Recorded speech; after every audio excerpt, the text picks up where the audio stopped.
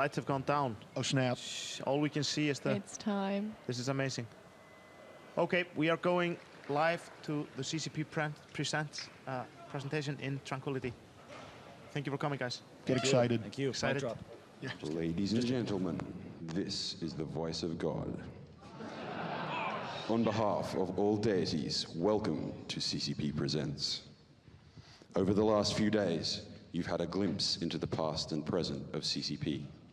Now, for a portal to the future, would you please welcome to the stage the CEO of CCP, Hilmar Vega Pettersson.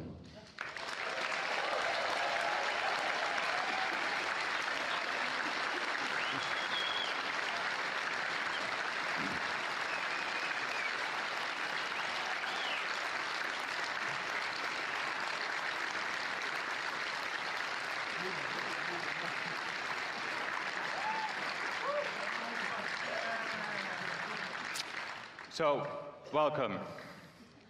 This is the CCP Present. So here we're gonna talk a lot about what's going on in the future, now that we have seen that the Eve-Dust link is real and Dust is for real, and we have a really solid plan to maintain the present while we sort of step towards the future. I want to give a shout out to the people on the stream. We've had a lot of people watching there, and I also want to do a shout out to the Eve TV crew, who's done an amazing job.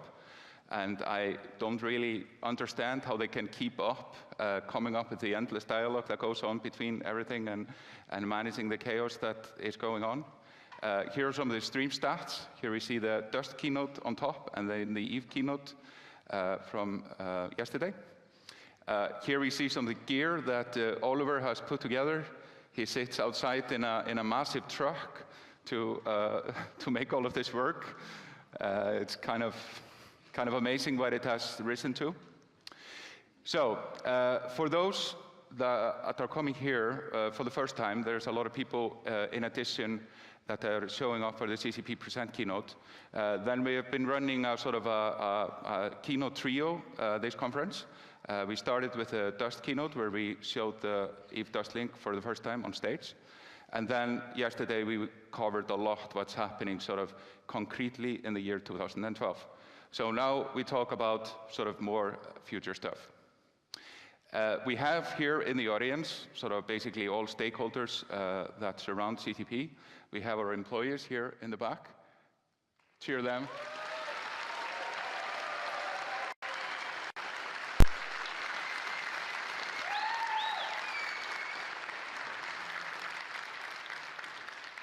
And we have families, we have shareholders, we have partners, we have press, and of course, you, the players.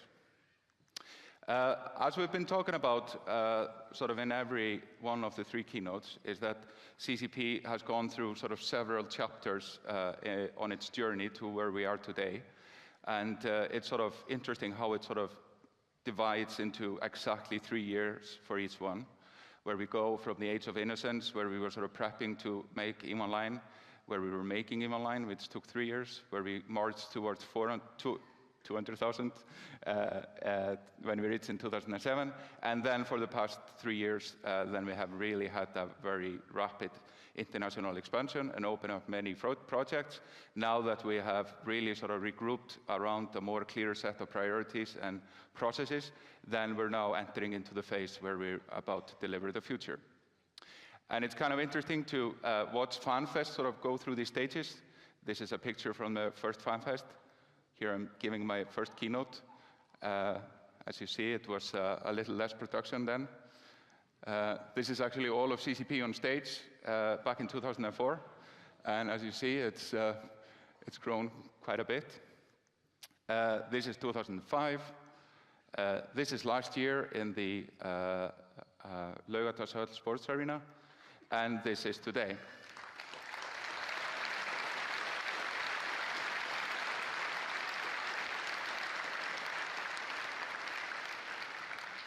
So we've been getting a lot of good feedback on the venue, which helps us iterate on that. First, when we went to Laugardalshöll, there was also a lot of sort of kinks that we needed to work out. Certainly, a lot of people have come up to me and talked about the branding that we were able to achieve in Laugardalshöll, but that took a few years to get to that level. So hopefully we'll be able to sort of refine everything that we're doing. As we see, there's the opportunity to do way more here than we did at Laugardalshöll. And it's very interesting to sort of see all the sort of action that's going on. A lot of happy employees, happy players, intimate sessions, roundtables, very smart people talking about awesome things, and people actually listening. The CSM had a panel, a cool guy in a suit, awesome link demo. Stoffer was very happy about it. This is the face of an orbital bombarder.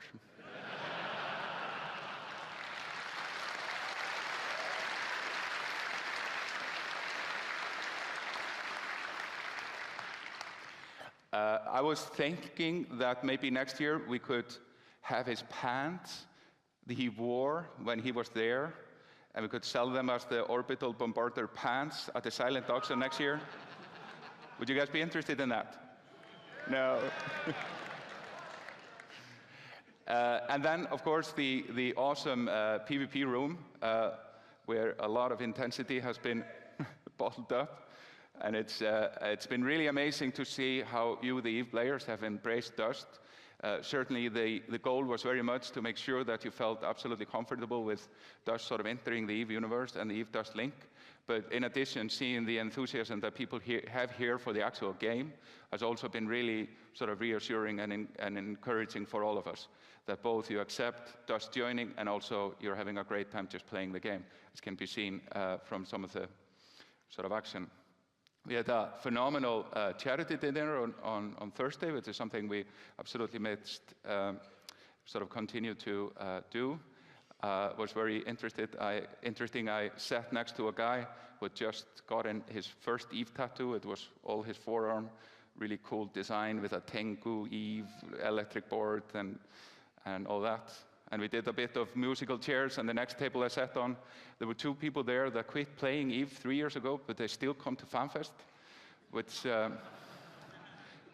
think is an interesting testament to really what the game has become. It has become something much more than just what is simulated by our supercomputer in London.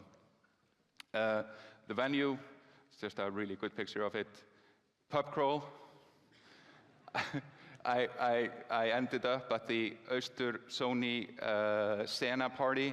I've never seen as much happiness in anything I've gone to. It's just, there's a lot of happy people downtown yesterday. I wonder why they were so happy. Happiness. And this one really nails it.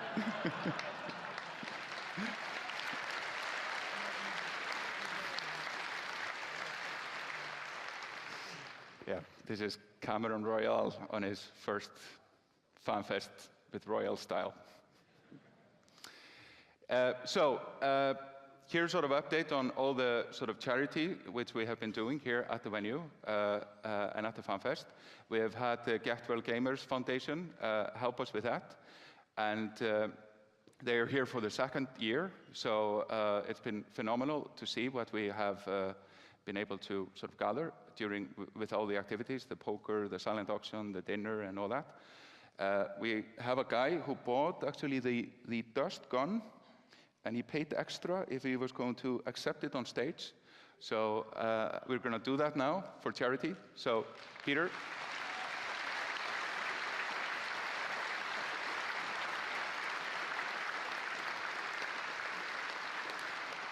Try it out for one last time. So, here you go. Thank you for your support.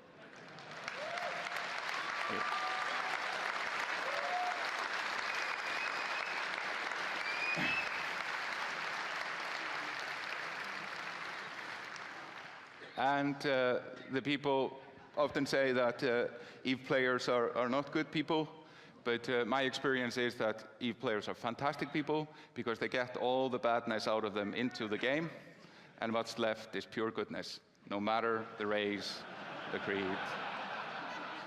Yeah. There's going to be a bit on localization later. So the Council of Stellar Management. Here is the CSM6, and I really want to thank them again for all the hard work they have put into helping us maintain the course. For sure, there was a lot of stuff to get through last year, and the fact that people came to Iceland at a short notice and really helped us navigate through this was just a really good thing to have, and that people were able to help us, guide us through this very difficult period. It really shows what the potential of the CSM is. So I really want to thank them.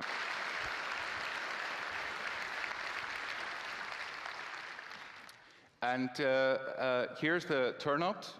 Voting participation continues to rise. Of course, given all the focus that we had on the CSM last year, that's not that unexpected. But still, this is a lot of voting turnout. Here are sort of how the votes are distributed between the individual members. I see Alex here is assuming that he's re-elected. And we have had a much higher turnout than in most of the Republican sort of runner-up election. And there are various states where there's less voting participation than in EVE Online.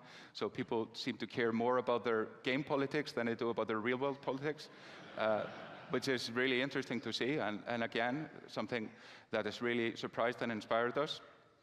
So I'm now going to put up the slide. This will be CSM 7. And here we go.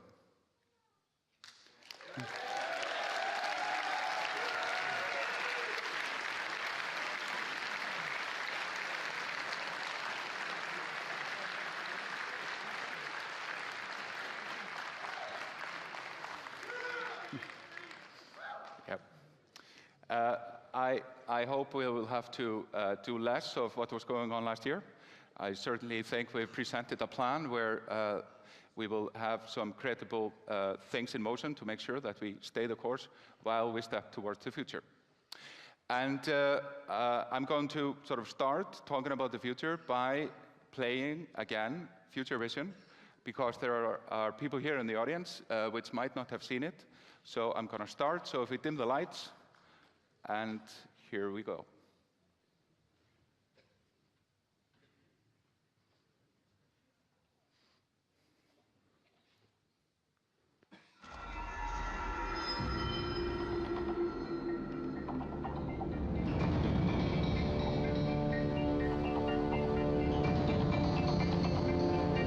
Honor isn't about making the right choices. It's about dealing with the consequences. There's a fine line between right and wrong.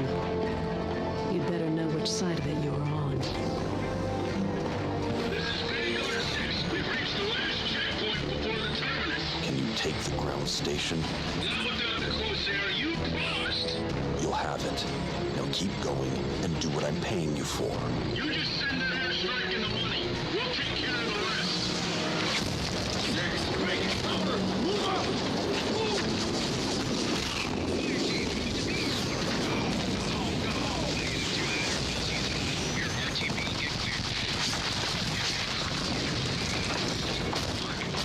Use your jacks!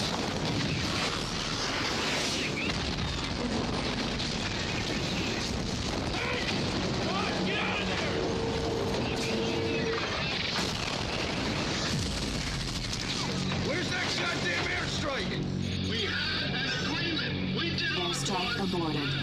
There's been a change of plans, Vanguard. Orbital strike launched. Help isn't coming. At all.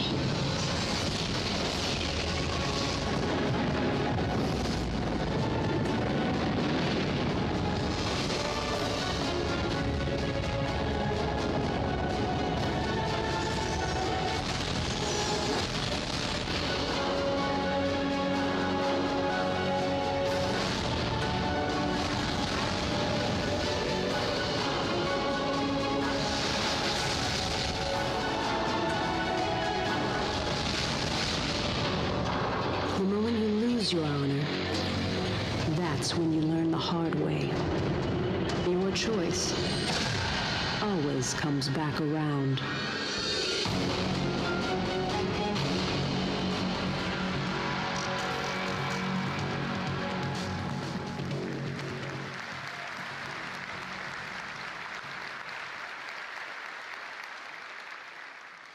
So this is still the future vision of EVE Online, and this is what we have in place to make sure that EVE will go on forever. And we made a huge step towards that, refuting some of the claims that it's going to take 18 years to get there. And showing the orbital bombardment on state was quite a big achievement. Here we have one frame from EVE TV since the broadcast. And here we sort of see all the setup that was going on. We had 2 PC clients, and then we had 2 PlayStation clients on stage. But what you also had is that we had 20 actors that were playing the battle. They were basically the cannon fodder that Atli and Brandon were shooting.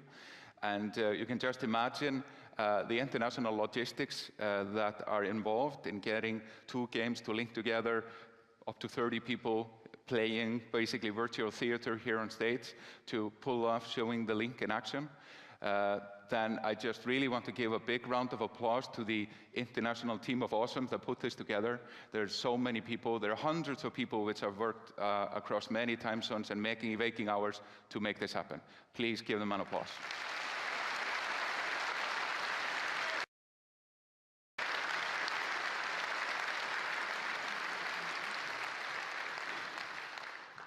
So, future, but as we also saw yesterday, then we have Gandhi and John Lander to help us with the present. But to talk about the future, the first speaker on stage is our CTO, Halldór Fannar, and he's going to be showing us a little bit what he has been up to towards the future. Halldór.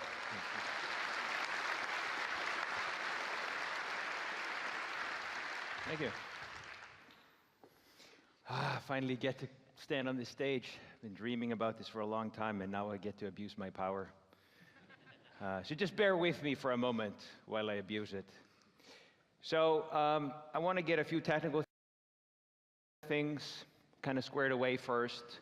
Just explain a few things that have been happening lately in EVE and what really is driving us there. So basically what you're seeing here is a graph that shows crashes per day happening for clients that are connecting to TQ. And this is a service that we actually enabled just recently around the Crucible expansion. But it's really interesting to see what this did for us. It showed us problems on a minute-by-minute basis, and some of these problems we could fix right away because we have really advanced parsing now to actually just show us essentially what the problem is. And that then drove us to this, which is that we really wanted more frequent releases. And the funny bit is that, for a long time, we've been doing these big 6-month expansions, and not much happening in between. Yes, fixes, some patches, but we want to try to spread this out. We're still going to do large expansions, but at the same time, we want to move to a model where we can be releasing the main line of code every month. And in order to do that, there's a lot of things that we have to address. And I think this picture actually sums up a situation that we've had at the company for a while. The feeling has been that if you wear your dev shirt on deployment day, everything will be okay. But you might wonder, what kind of engineering practice is that? Like somebody says, that's just Icelandic superstition. And I agree. And so we've been really hardening our processes and improve them. And as a part of that, we've put out this new thing, which is called the new EVE Launcher. And many of you have probably been scratching your heads and wondering, why are they doing this? What does this do for us? So I just wanted to take a few moments and talk about that. So before, what we were doing, we were creating these patches for you, and you were basically downloading them just over the internet using standard HTTP. The problem with that is that we actually don't control both endpoints. We really don't know what happens from the server and until it reaches your destination, which is your computer, because it's being handled essentially by your web browser. So if there are any problems on the way, we're unaware of them. So what the launcher does for us, it allows us to control both endpoints. So now, after we launched it, we've been looking at and finding out about all kinds of interesting problems that we actually didn't even know existed. There are all kinds of technologies that run on your computer or with your ISP or somewhere in between that causes problems. And up to this day, we've been trying to debug them or figure out what they were, but we didn't really have proper data. This thing actually can report that back to us, which is really cool. The other thing this does for us is we can actually now release individual files as updates to your game, which means if we go back to the graph I showed you earlier, that a programmer has just checked in a fix, and we verified that the fix is good, we can actually be moving now to a model where we can just release that. We can put that new file on the CDN, and the launcher will pull it down for you. Now, going forward, we have some more interesting plans with the launcher. We want to move your login procedure to the launcher, so you could use your Google credentials or your Facebook credentials to log into Eve. So there's a lot of convenience that we can do and achieve. Yes, thank you, guy that's clapping. Awesome. Yeah. And it's all the same thing. We want to lower the barrier of just getting into the game and having fun. And the same goes for you that are using multiple clients. We've gotten great feedback, and we're incorporating that to make this the tool of awesome for people that have multiple clients. Another thing that I wanted to talk about briefly is actually the new Vivox client for Eve. So Clay Hillhouse and his team came here last year, and they actually held a roundtable with you, the players, where they asked, what do you not like about our current Vivox integration? One of the signals that came back loud and clear to them was, well, we would rather want something that's out of game, not in game. Because out of game means that if I have issues with a client or whatever, then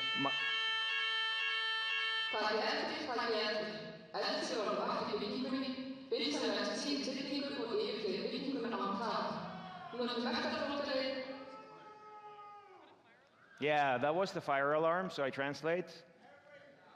Is that an actual alarm, or was just somebody smoking?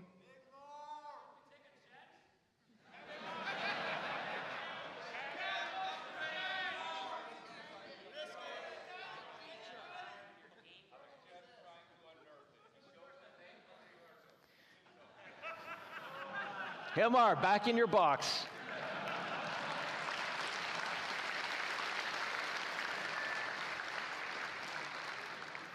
All right, at least we'll all burn here together. That's fine. Yeah. But what I was trying to say is that I think this is a great example of how we listen to feedback and incorporate it. And I think it's actually a pretty good turnaround time to come back 1 year later with this tool of awesome that's going to allow you to configure your voice chat the way you want to. And it's actually available today in beta, and we have a lot of things that have already now been planned for this, and Clay has been here with his team to receive more feedback on it. Now, as you may know, we've been supporting Windows and Mac OS for quite some while. We're adding Dust. We've also been expanding the support on the browser, and you've just seen, we just scratched the surface of what we can do there. But we're rolling out now support for devices like iOS, Vita, and Android, and it's all enabled by the same technology, which is the Carbon REST API. So I wanted to take the opportunity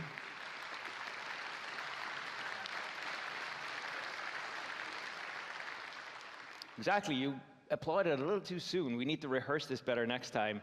Now you applaud for these guys that build Carbon REST.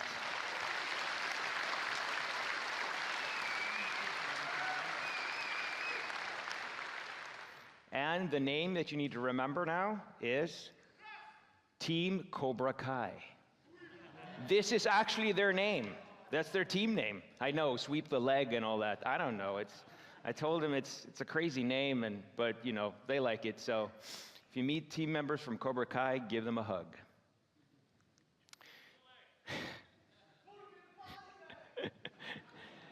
So I want to take you back actually to the year 2007 now and talk about the Trinity expansion.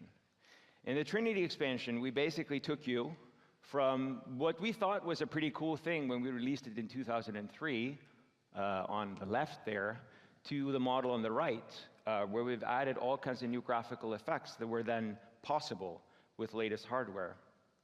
And I can show you here another example. Here's the Emperor, and you can see how it transforms. And here's a list of all the things we did to it in the Trinity expansion to achieve this visual look. What I want to draw your attention to is this specific thing, the normal mapping. So normal mapping is just a lighting effect. It's not real geometry. It's kind of the illusion of detail. And so the problem with normal mapping is when you get close to the object, you'll notice that it's all fakery. It isn't actual geometry. But this is, in 2007, state of the art and what we could do then. And you can argue that our artists have done great things with this. This is a fairly recent screenshot. But what I wanted to point out is if you were to take the camera and do a close-up to the space station that's over there, you would notice that it's all fakery. Those lines that are there and you're seeing lighting on, those aren't actual real lines. And this is an issue for a game like EVE Online that has this really wide spectrum of size. You know, you go from a Titan down to a frigate.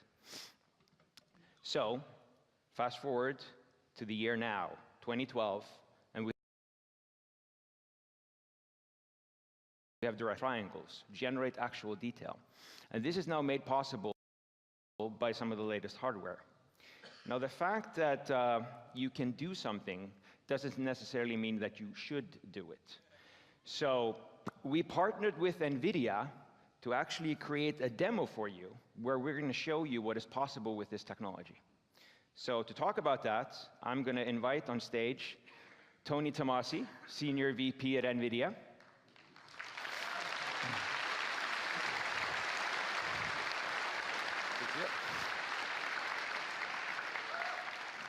Yeah, I don't know if you can read that, but you know, Tony is actually quite the EVE player. I'm actually not a miner, I swear. Nah. Anyway, let's get going then and turn on the demo. Please switch to the computer.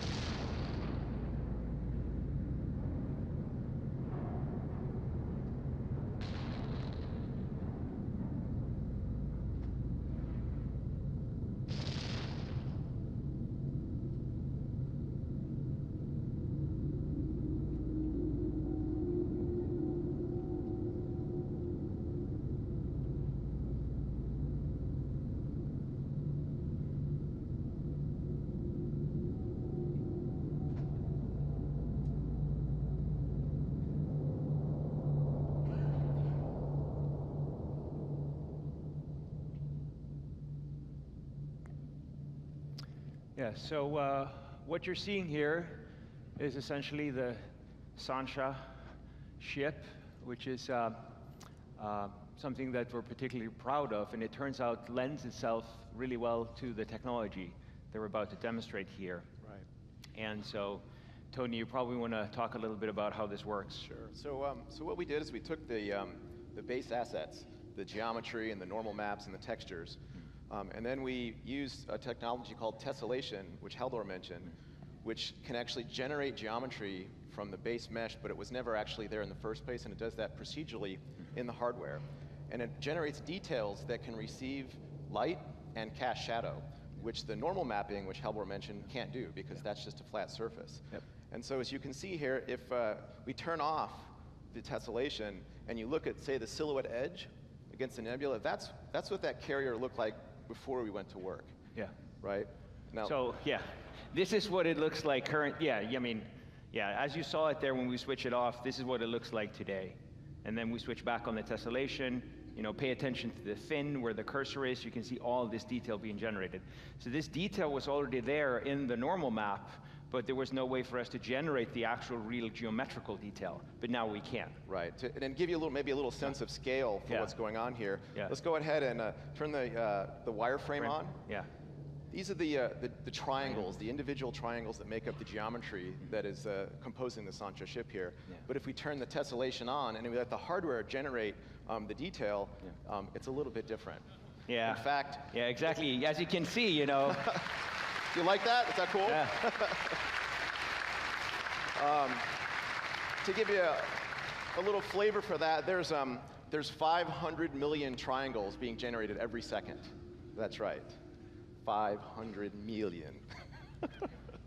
And this is run on a GeForce GTX 560, which, as it turns out, is the most commonly used graphics card in EVE. So this is not the craziest high-end, unattainable thing. This is the most commonly used graphics card in Eve. Yeah. Just taking advantage of some of the latest technologies. So Yeah. let's take a look at some of the other capabilities that we can do with this. And it's important to note that, of course, one of our tech artists and one of the modelers that built the ship had to come in and do some tweaks and adjustments to make it look this good. So here you see an asteroid, and what's really interesting about this asteroid is that it actually really looks like an asteroid. And if we would switch off tessellation, or let's switch off shadows first. Yeah, take the shadows off first. Yeah. And you can see the huge difference that it makes to have those shadows and how the contrasty shadows give it a look of an asteroid in space, right? One of the cool things about having the tessellation, so let's turn off tessellation. Yeah. And then turn the shadows. And look at how harsh and jagged those shadows look. They don't look right. Yeah. They look like just triangles that are black. Yeah. But if you turn the tessellation on, Yeah. you get all the subtle detail because there's real geometry there to receive light and then cast a shadow just as it would in space. Yeah, it's very important to understand that the actual geometry that we're generating is also taking part in generating the shadow. So the shadows perfectly match. Yeah, so we have the Ride the Asteroid cam here. So Yeah. why don't we go ahead and take a look at this one in wireframe just to give you another sense of just how many polygons Triangles, yeah, we're generating. Yeah. In fact, there's so many triangles there that it looks almost solid. Again, we're generating hundreds of millions of triangles every second, entirely procedurally by the power of the graphics processor. And this is what's going to give that kind of next level of detail and fidelity to the world. Yep. And here Ian is playing with the actual tessellation count. And this is a pretty cool feature because this allows us to achieve scalability on your graphics cards, right, Tony? That's right. So that slider that he's fiddling there, if you have a super high-end DirectX 11 graphics card, you can turn it up to 11, so to speak, and get literally more polygons than there are pixels on the screen. Yeah. If you don't happen to have the super ultra high-end graphics card, And those are the things that will impress your girlfriend, by the way. I know. Yeah. And if you don't have that same level of hardware, you can slide the slider down maybe to something a little bit more moderate and still experience a lot of that benefit without having to have $10,000 worth of graphics hardware in your PC. But yeah, let's move to a different view of this real-time scene now, where we look at the ship and look at some other possibilities that we've been exploring in this demo. So, as you may have seen in Torvis' talk during the keynote on Eve, he was talking about mining in asteroid fields and rings around planets and just having a lot of asteroids on screen. And we've really never done that in Eve. So we decided to put together a demonstration of what we could do. And so you're seeing here, you should talk about this, Tony, and explain a little bit the detail that's going on here. Right, so what we have here is an asteroid field with asteroids that are real geometry. They actually really will collide to the ship itself using the actual surface of the ship as opposed to some bounding sphere, which you're probably familiar with, bumping people off of station and whatnot. In this case, these asteroids not only can collide using a technology at NVIDIA called PhysX with the ship, they actually can shatter. It's called destruction or fracture. So as the asteroids hit and they impact, you'll notice some of them will break, they'll split, they can be affected by light. The resulting impact and then send another piece of debris flying off, hitting another asteroid. So, mining belts is going to be pretty interesting, I think, with the level of detail and fidelity we're going to get out of PhysX. And there's one thing here that we can't show you, which is that if you actually have active 3D glasses, this is amazingly cool. Because the interesting piece is that when we start doing tessellation, you actually get even more depth in your 3D experience. Yeah, and of course, it's always fun to have asteroids flying at your face. So pretty cool stuff. Yeah. So, so we think this looks pretty promising, and that's why we brought it here. I want to take this opportunity for you to give a round of applause to the people at NVIDIA that worked on this with us, specifically Ian Cantley.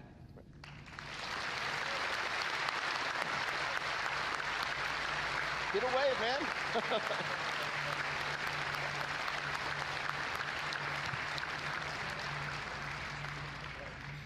So the last piece on this, of course, is, should we do it, right? And to talk about that, we kind of need to frame what is it that we would need to do. And doing some calculations based on our experience now building this model, The work of upgrading the engine and then renovating most of the content would equate to be about 5 man-years. So in Scrum terminology, it's the equivalent of 1 team for a year. So that's the thing that I put now in your hands to form your opinion on, and we'll be watching the forums and seeing how you respond. Maybe you want to put that in context with the previous graphics upgrade. Yeah, I should absolutely do that. That's a good point. When we did the Trinity graphics upgrade, the work of actually renovating all the models, that was 50 man-years, 50. And so a considerable amount of the work that was needed for this was done then, but there's more work that's required. That's right. So what do you guys think? Cool? Is it cool? Yeah?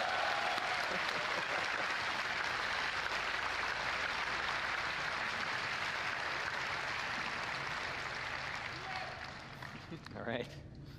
He said, "Do it." I heard one guy say, "Do it." Then Yeah. I'm Yeah. in. Are you in? Yeah, I'm in. All right. Let's do it. Yeah. All right. Back to the PowerPoint. We could play with this, by the way, for a very long time. Yeah. Yeah. That comes later. Yeah, it's That coming. comes later. It's coming. Yeah. But yeah, can we switch back to the PowerPoint Can now? we get back to slides? Because we promised to not spend too much time on this, but it's difficult. Yeah, It's get my just- ugly mug off the screen. It's just so cool. Yeah. All right. It's time for Fat Loose. Yes. That's what it's all Yes. about. Yes.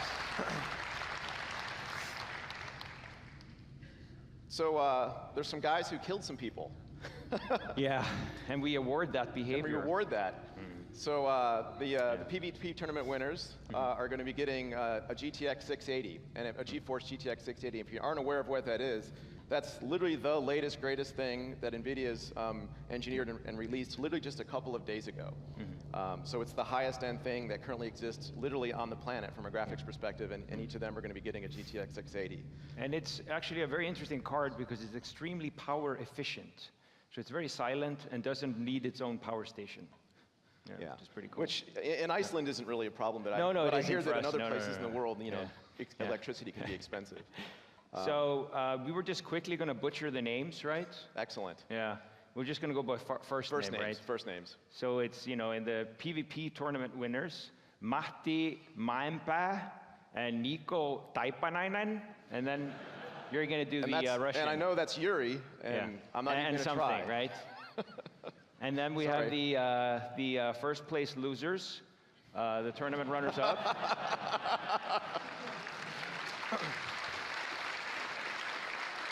So that's Joshua Bengtsson and John Bengtsson, and then Go for it. Maciej Nowakovski. Yeah? Good. Yeah. And then the Battle of the Bands, right? Yeah, and the Battle of the Band winners will be getting GTX 560s too. Yep. So that's John Zastro and Asher Drattel. Cool. So congratulations to all you guys. Job well done.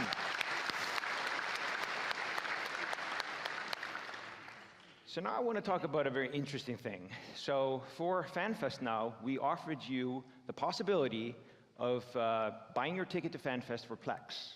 And the question is, how does this work? And I want to just explain that. So you play Eve, and let's say you're pretty good at the game. I'm not. Actually, Tony's better than I am. He has more money than I do. I'm mostly just cannon footer. But anyway, let's say you're like Tony or even better, and you have accrued a lot of ISK. You can buy Plex for your ISK. And then you put in the Plex, you go to FanFest, and you do a stage dive like that guy, right? Pretty cool, right? I mean, but what does it leave behind? Okay, lasting memories, maybe some bruises, but not really tangible, right? And that's really where we want to take this. We want to take this to the next level and allow you to buy a graphics card for Plex. You like that? Is that cool?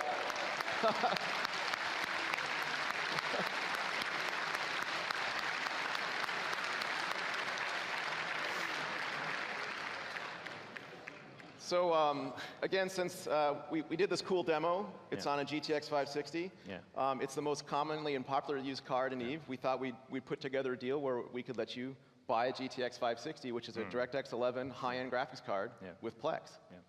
And I mean, it's going to simplify the discussions that usually happen on a Sunday evening, right? Honey, I want to play this game. And they're like, what are you doing? Well, I'm making money. right? Yeah. I'm buying this card. You said I You couldn't didn't want to use- give it to me for Christmas. You gave me the stupid sweater instead, right? I'm sure that'll work well. Yeah. Yeah. I know.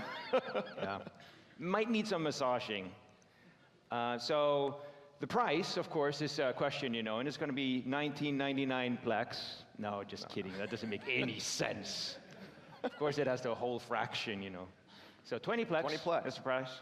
And you need to reveal some of the details on how this works. Right, so what we're going to do is you'll be able to get to one per account. There'll be a limit, one per account that you want the board.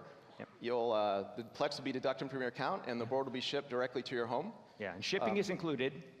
Well, shipping and everything is included, included in this. this price. This is a full retail product. Yeah.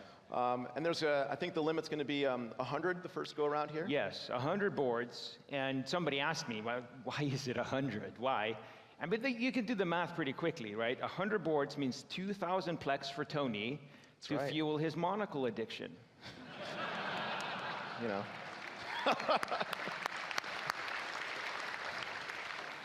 You know, I have to have it.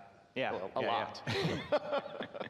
But I mean, to us, it's going to be really interesting, though. I mean, we see this as a tracer bullet in trying to do this, because we're really bridging virtual and real here. We don't know what custom officials and taxation authorities are going to do in each of your country. We're going to declare the value in plex, and we will offer to pay them in ISK or plex, and tell them, you know, hey.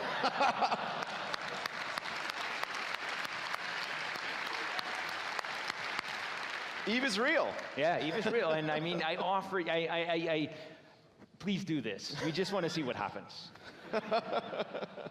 And as far as I know, I'm not aware of this ever being done before, where a currency that can be earned completely in-game, a virtual currency, can be in exchange turned in for a real-world physical good. Yep. So I think we're probably going to be breaking all sorts of, or paving new ground is probably a better way to say it. Yeah. International Creating trade laws. trouble. Yeah. Yeah. Hopefully Concord won't pot us. You know. Yeah. And that's it for us. Cool. Thanks, everybody.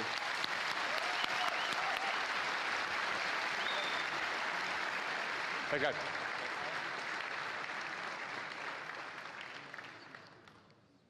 That was pretty cool. So, as you saw, we put the fire alarm for Halldór because he was late for practice, and that didn't unnerve him. And you wonder why. As you know, we've been running this thing with the balloon. There was a balloon in the Harpa earlier today. And we talked about, yesterday it was, yeah, that we might be able to launch the balloon, but there was too much wind. So we will do that later in the week. But there is a bigger plot to all of this than just sending EVE players into space based on what we talked about in December. And we put together, or some people put together, a video to sort of introduce this program a little more. So I'm now going to play it for you and dim the lights. Oh, hello there.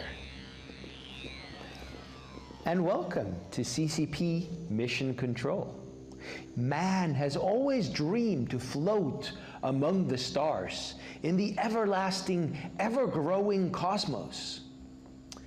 In 1997, CCP was formed to fulfill that dream. Some of you have asked what CCP stands for, and I think it's appropriate that we reveal that now. CCP stands for the Classified Cosmonaut Project. A great man once said, if you want to make an apple pie from scratch, you must first create the universe. And so we did. We created the EVE universe. And now, after 15 years of continuous work on this universe, countless hours of simulations, and some failed experiments, we are finally ready to take our first actual steps into space.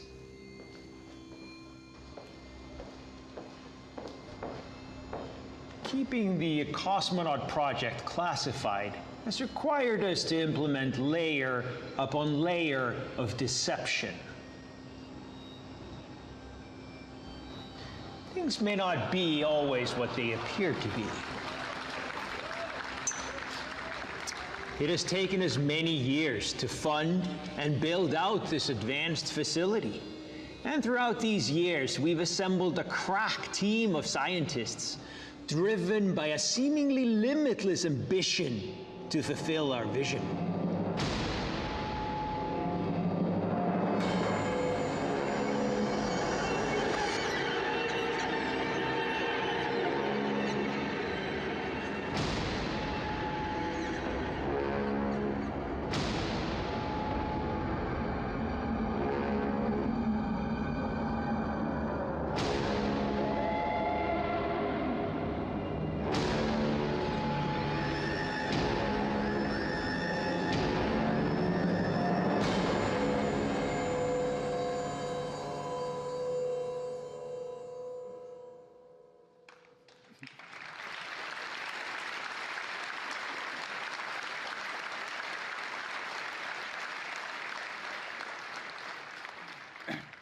Okay, so there will be updates now coming over the next few days about this insanity. So you should check this each day and see what's going on.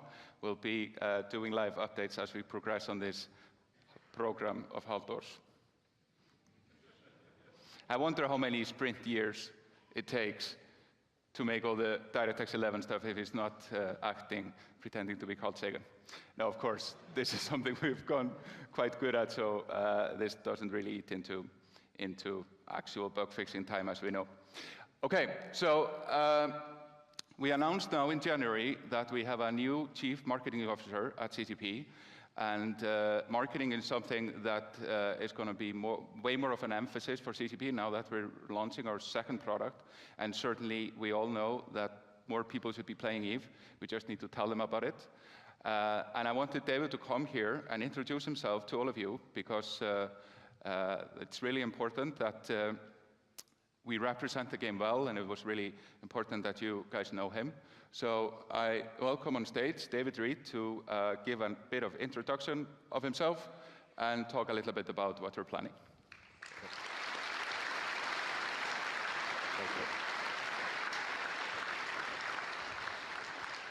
Thanks, everyone, and thanks, Hilmar.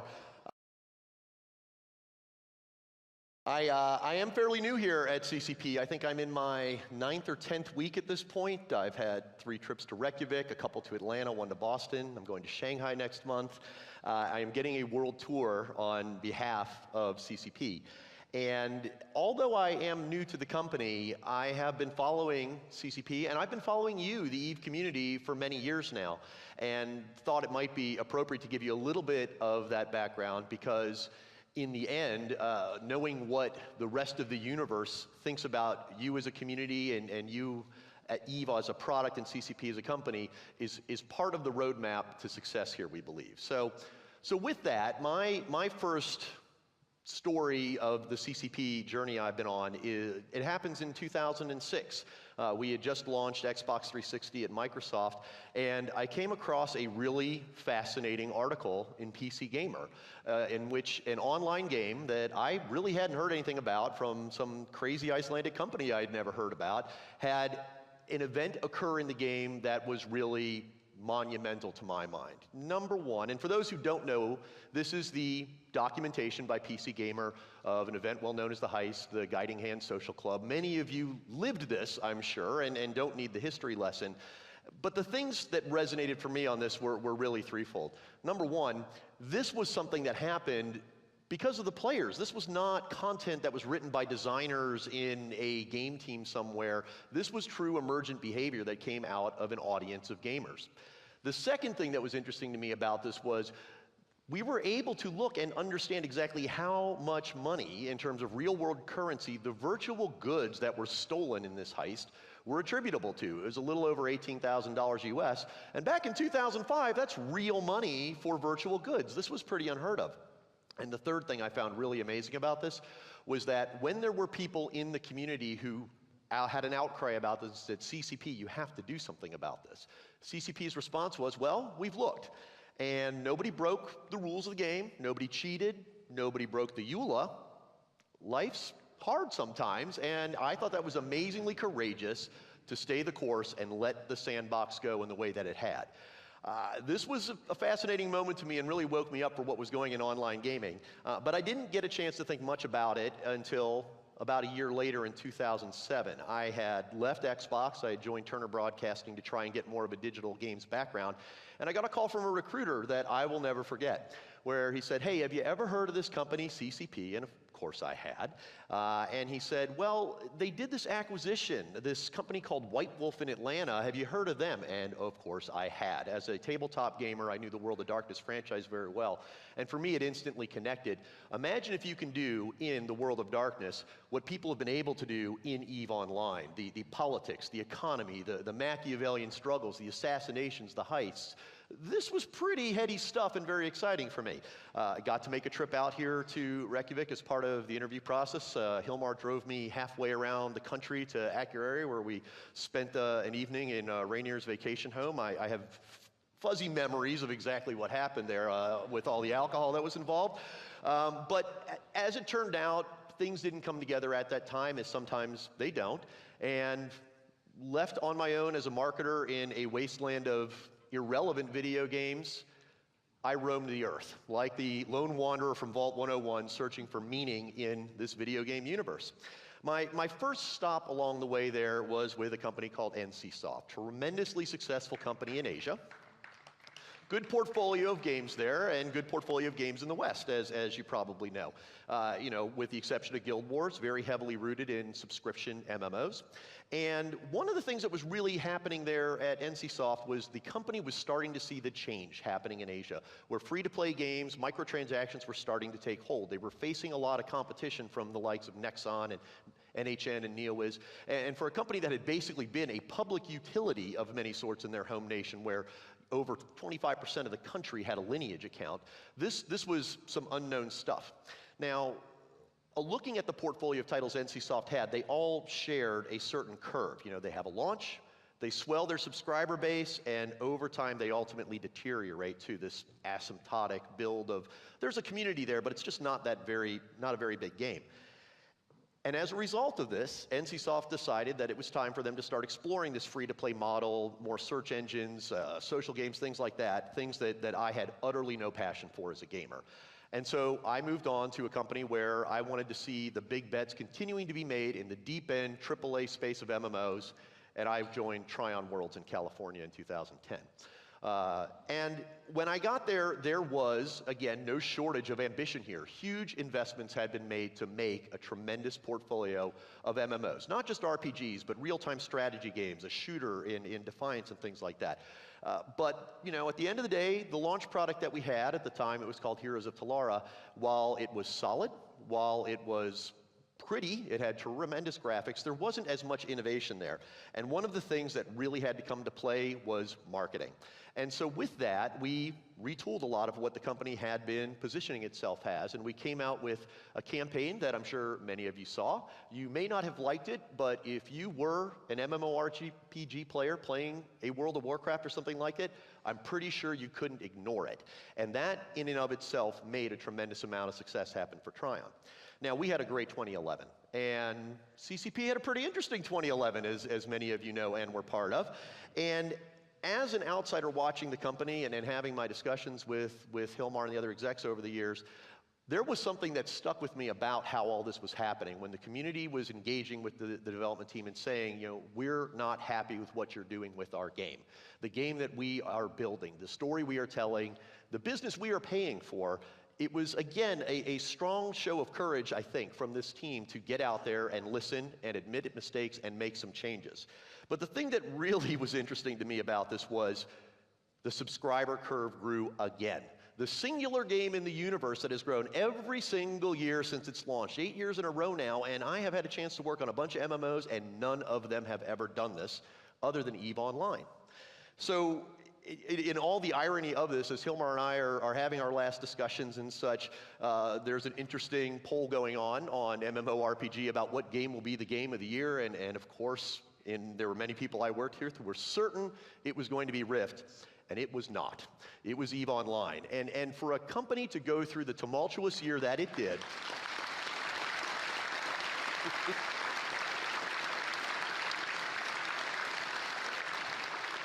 and to continue to grow, and to continue to listen to its community, and to rebound from what, for many companies, could have been a fatal blow, it was very clear to me that this was the place that I needed to be. And as a result, we were able to make it happen, and I joined the company in January. Now, part of being a marketing person is to take a look at what's going on in the world and try to assess what that means for us. So assuming the world does not end in 2012, what should we expect may happen? And there are a lot of things going on in the video game business, but there are three things in particular that I think are incredibly relevant to CCP, to EVE Online, and to Dust 514. The first is something happening in the business that I am incredibly excited about, that I think of as the return to the core. If you're a gamer and you've been playing games all these years and you are proud of the achievements, the difficulty, the talent you have to bring to be successful in games, it's pretty horrifying to see what the big publishers in the world are investing their money in the shallow end, the mobile games, the social games, the casual games. Those are tremendous businesses, but once again, many of us as gamers just absolutely have no interest in that at all. And to see the great titans of the industry pursuing that side of the business is a little scary to us. It makes us wonder who is going to propel the industry forward. Now, that said, we're seeing from some of the big AAA companies now a move back in this direction. BioShock with its 1999 mode. Diablo 3 saying that you are going to have, in Hell mode, actual ramifications. You die in Hell mode, and you are going to lose durability on your units. You're seeing the success of a title like Dark Souls, like Demon Souls, which really, at the end of the day, are well known for their brutal difficulty, but I think are really reminding us that what gamers are looking for is that sense of achievement. Don't make it easy. Don't give me infinite resurrections. I want consequences. When I build a Titan in EVE and it takes me 6 months of intrigue and politics and mining and fighting and crafting and all the things I've got to do to make that happen, that is an epic achievement. And when I lose it in battle, that is an epic loss. And this is what we are now seeing gamers looking for, and no one has been doing this better than CCP and EVE Online over the years. The second thing that I've been looking at that is really interesting to most of us is the fact that all of a sudden, free-to-play games don't have to suck. I mean, free-to-play's been out in the market for a long time now, but for most of us as Western gamers, we've had a hard time seeing things we liked. That changed a bit with Turbine when they had their subscription MMOs that they converted to a free-to-play business, and we were like, okay, maybe there's something here, but the tide really turned with League of Legends. I mean, this is a game built for core gamers. This is not an easy game. This is not a game that pretends to be casual and is free to play because of a broader audience that it's aiming for. This is an unabashed core game for gamers, and it has had a fabulous level of success. Now, you might have thought League of Legends was a fluke until you saw World of Tanks. And now it's become clear to all of us that the free-to-play business is here to stay. The idea that the only way to be part of an MMO that is of a quality nature is to pay a mandatory subscription is clearly the past now. So with all of this in mind, right, it's important for us to think about how to take that free-to-play model, microtransaction-based commerce, and apply it to core gamer games. The third thing that I find really interesting about what's going on in the market right now is with our great partners at Sony. Now, you've seen the support that Sony has brought here to FanFest with the PlayStation 3 kiosks, with the Vitas that you're seeing here. There is tremendous excitement between CCP and Sony for what we can do in the industry of taking a game like Dust 514 in a free-to-play model and bringing it to the console. The first real AAA free-to-play game on the console business with 60 million people on the PlayStation Network with connected PS3s. Now, Sony has a competitor that I know pretty well and really have some fond memories of. But there is a fundamental difference here in the way Sony is approaching online gaming versus the way my alma mater is. And that, again, is the business model. That Sony has the free-to-play network. It is something that is so incredibly powerful that we are seeing happen in League of Legends and World of Tanks on the PC. It is coming to the console fast.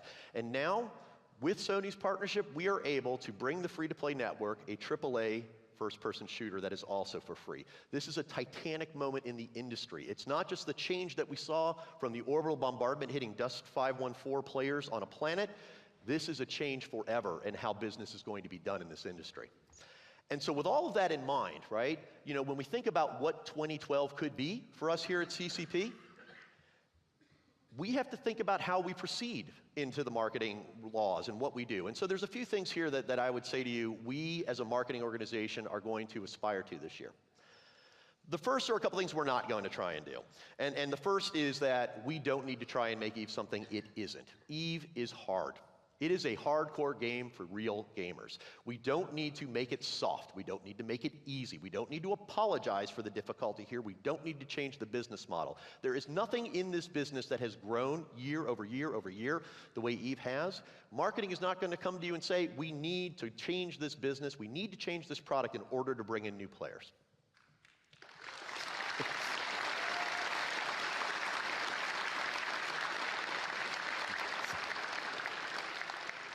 The second thing is a little similar.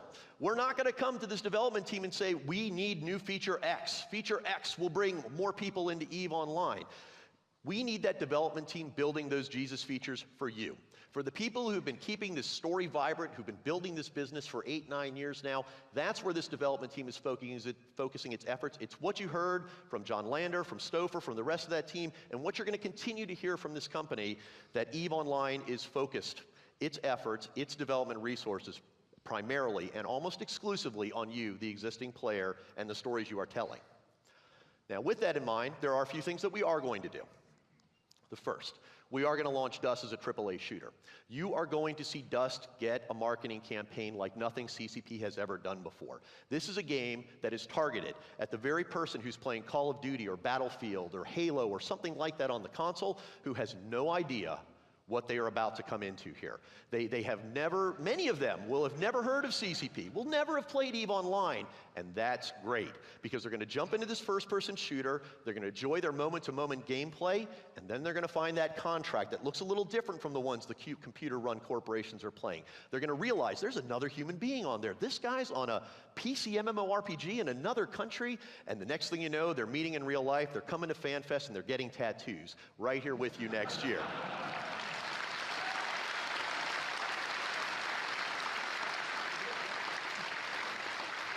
And it all begins now for that console gamer in a way where they are able to just pick up a gamepad and enjoy that AAA moment-to-moment gameplay for free in a way they've never done before. It is a tremendously exciting moment, and we are not going to compromise on our marketing campaign to make that moment happen here. The next thing we're going to do is make bigger and bigger moments out of our EVE expansions. We know Inferno is coming. We know there will be another big launch in the holiday. Those are not things that people are going to miss. We are going to market these in the way that AAA companies market AAA expansions. This is a big deal for us. We're adding a lot of content into the game every single year, more than once a year. These aren't the little dribble patches that we do. There will be a moment around Inferno, and there will be more to come. And the last thing that I warrant to you that we will do is we are going to portray the citizens of New Eden with authenticity. The stories that we hear from you, the things that you guys are able to do in game are tremendous. They are unique in this business. The stories of the heist and on and on and on.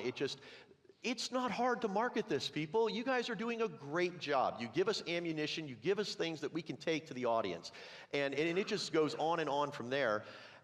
You know, and when I think about where we could be at FanFest next year, where we could be at the end of 2012, there is a singular focus that we as a marketing team have, an ambition that we have, that maybe only a company like CCP would be willing to state publicly. We believe that in 2012, if everything plays out right, we ship our games on time, we build things with high quality, we do the right marketing, we believe EVE plus Dust can be the largest video game universe in the world at the end of this year.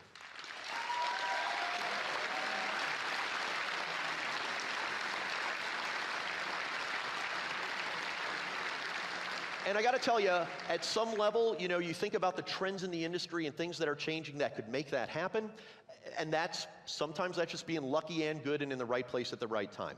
But this really isn't something that's going to happen because of something we in marketing do. It's not some magic silver bullet campaign or some outrageous amount of money we spend. It's not something necessarily, any one feature that our EVE team or our Dust team do. There's something more important here that will make this happen. It's this. It's these kinds of stories that everybody knows, that even people who've never played EVE have heard, that makes them EVE curious. They're like, wow, there's something different going on in that universe, and I really want to get a part of it. It's more than that. It's this. there is no other game that has gone out of its way to have a democratically elected government from its players petitioning their developer to make changes. Again, as Hilmar said, you know, I'm proud to be an American, but I'm a little disappointed that we've had fewer people voting for Republican candidates to run against President Obama than the CSM election had here. I mean, it's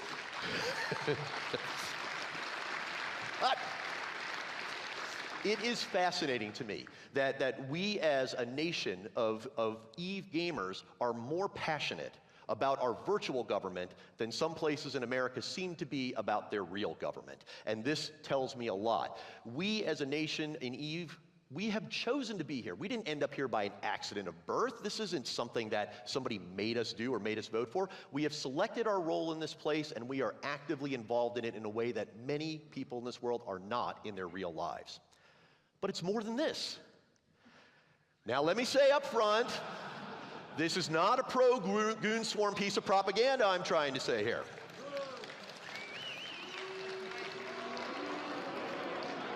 You may like Goon Swarm, you may hate Goon Swarm, you may be Goon Swarm. But what this is about in my mind is something amazing really happened here, where a group of people had an idea that they were going to come into EVE Online with a deliberate agenda to try and ruin it for people. And what happened? They became some of the best EVE Online players in the game. They have made more of these vibrant stories happen that people talk about all around the industry. But you're great at making that story happen. It is amazing to watch. It's more than that. It's the drama of last year. It's the protests that the players put. It's the emergency session from the CSM to come to Iceland. It's, you know, we had the Arab Spring, we had Occupy Wall Street, and we had the Jeddah uprisings. I mean, this is really crazy stuff here.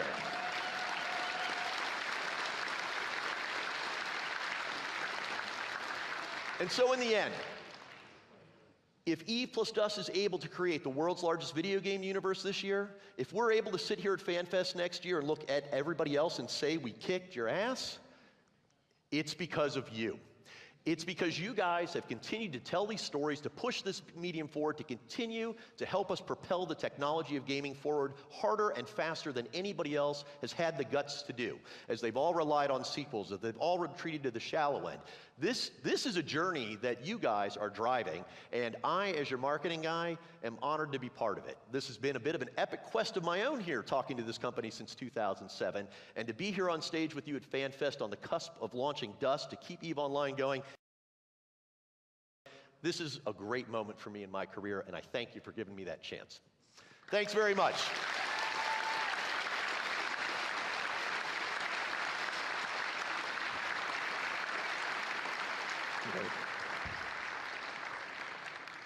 So, do we like this guy? I like him too. I love this idea of the biggest gaming universe. I am all for that. So not only are we going to do more marketing, but we're also going into new markets. Going into Japan with a Japanese localist client is something that we've been working on for a very long time. It started with a press tour. I went in September 2007, where we met a lot of partners. We talked to a lot of Japanese press, and we talked to the Japanese player base, which has been considerable ever since EVE got released. But then we didn't deliver a lot. We have made translations and we made translation systems and localization systems which have not been great. Do a better job of that. We've now been working on that for quite some time, and it's actually coming now out in 4 days, which is quite a big moment for CCP. We're doing this together with a great company, with Nexon, who is one of the top online gaming companies in the world. And they're #1 online gaming company in Japan. And it's been a real joy to work with them. And they've helped us really sort of do what's needed to be successful, both with the translation And also with the system, we made a lot of improvements to our localization system. Part of that is, for example, we now are able to have sort of dual language because some of the key phrases in Eve are very important to know universally. So you can now sort of mouse over in your translated client and you can see the proper name of things in the global sense. And a lot of good things have come out of that. Also, there is a push towards allowing people to pay in their own currency. We saw John Lander made it his first priority to pay in his own nation's money. And we will also, through Nexon, allow Japanese players to pay in yen. We've already had a sort of a mini FanFest in Tokyo. Toru went there and talked to the Japanese players. We have had a very solid community there ever since eQual launched. I remember talking to the first Japanese players sort of 2006 through translators, actually. They didn't speak any English. And I really want to just do a shout out to all the Japanese players which have been with us for all these years. We really appreciate your support. And we want to really thank you for waiting. Arigatou gozaimashita.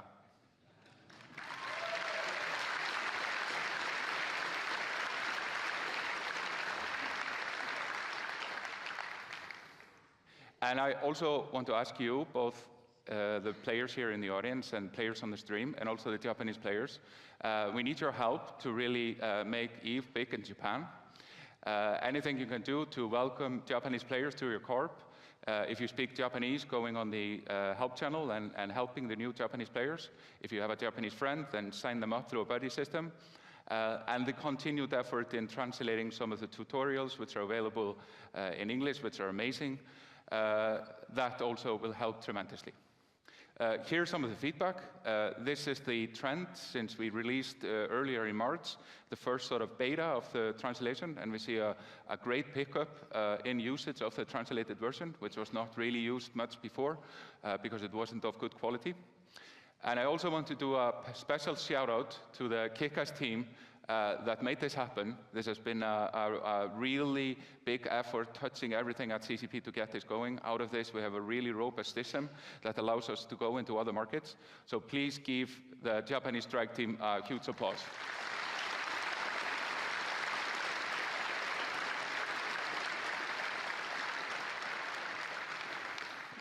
So it's coming next week, so prepare for the Japanese invasion. Speaking of Japan, then we have another great partner, Sony, who has come here in big force to FanFest. You just have to go into the PvP room to really see it. They brought these 50 kiosks with them from London. I think these are about a good portion of these type of kiosks which exist in Europe. So there's been a huge showing of support from Sony here at FanFest. And they're also giving a lot of prizes, which we'll cover later. But before we get to that, then I have here a video address from Andrew House, who is the president and CEO of Sony Computer Entertainment. And here we have a video address from him straight from Tokyo. Thanks, Hilmar. Good evening, EVE fans, and greetings from Tokyo. I'm sorry that I couldn't be with you today to express in person how excited we are at Sony Computer Entertainment to be joining your universe. CCP has demonstrated over the last 15 years that they're one of the most innovative gaming companies in the world, and the passion and dedication of you, the EVE Online community, is a testament to that. We could think of no better partner in the massively multiplayer genre than the team at CCP. The prospect of connecting you and your experiences with our own flourishing PlayStation community through Dust 514 is something which I find very compelling, and I can't wait to see the results of this ambitious project. In addition to the relationship with EVE Online, Dust 514 is made distinctive by its meaningful integration with PlayStation Vita and PlayStation Home, giving PS3 owners a unique and multifaceted experience unlike anything currently available. At PlayStation, we're driven by the desire to deliver rich content and deep immersive experiences, and Dust 514 is a title which perfectly aligns with these goals. I hope you've enjoyed what you've seen of the game so far, and look forward to seeing your empires in the EVE universe. Thanks, and enjoy the rest of the show.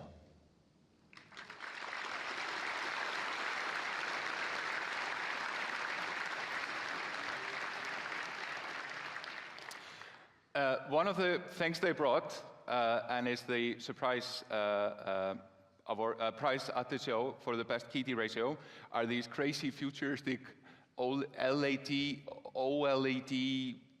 glasses with built-in 3D and craziness. And they look like something out of some sci-fi. And we'll be announcing the lucky winner of this later on. And to help me talk a little more about sort of Sony's impression here from FanFest and the prizes, then we have here Andrew Parsons from Sony. Hi, Hilmar. Thanks very much, Hilmar. Good afternoon, everybody. Great to see Andy giving a clear indication, really, of our commitment to CCP and to our partnership, and also to Dust, of course. I was in a bar last night with Atlee. Well, I guess there's probably a few stories that start like that, but I was in a bar with Atlee, and he was talking about the journey, and he's right. It's been a journey. It's been 3.5 years to get to this point. And I think the interesting thing really is that it's also the start of a journey, I think, for Sony and for CCP and for Dust. I came here last year, but left before FanFest itself got underway, probably my mistake. But it's really great to be back here again this year and to be able to be talking about Dust and to be doing so as a AAA PlayStation exclusive space shooter. That's really something. But to be doing so to everybody here, the most dedicated, the most committed, and the most discerning of EVE players is really quite something. And I think for me, the really important thing is that to see the reaction and the overwhelmingly positive reaction to Dust from all you guys is what I take back to London with me. I think probably equally important, probably more so almost, is that all the lore and story of EVE begins now for Dust. You know, what you guys do in the way of meta play and of strategic and epic battles. Yeah, that's right. We had the first case of bribe occurring yesterday. I heard about that. Fantastic. Yeah. Fantastic. It's pretty Absolutely amazing. fantastic. And for me, you know, yeah, you guys, brilliant. Brilliant to see. And amazing, really, to see the start of that story now being written for Dust. And it's you guys who are going to write that. It's you guys who are going to tell that story. So absolutely fantastic. And you know, thank you so much for giving me the time to be here today and the opportunity to talk to you. Thank you. Okay. Thank you, Andrew. So here are the second place winners. They each get their own PlayStation 3, which is going to be shipped to their home, so they don't have to drag it through Icelandic custom and into their own. And Andrew is going to take care of all the international logistics of getting everyone with their PlayStation. These are the winners. Yeah.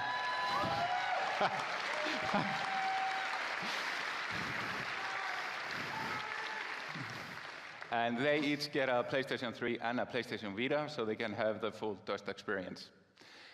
This is the lucky guy that's gonna get the futuristic 3D visor. And let's all give him a huge applause. Fantastic. Thank you, Andrew. Cheers. So, to talk a little bit about Dust and his sort of impressions from FanFest overall, we have Brandon Lorino, who's coming here as the executive producer of Dust 514. Brandon has done a Herculean task on getting the game to this state, and you should really give him one amazing applause when he walks on stage. He's done almost the impossible by getting this up here and on to the 4-way split screen we just watched on Thursday. So please welcome Brandon Lorino.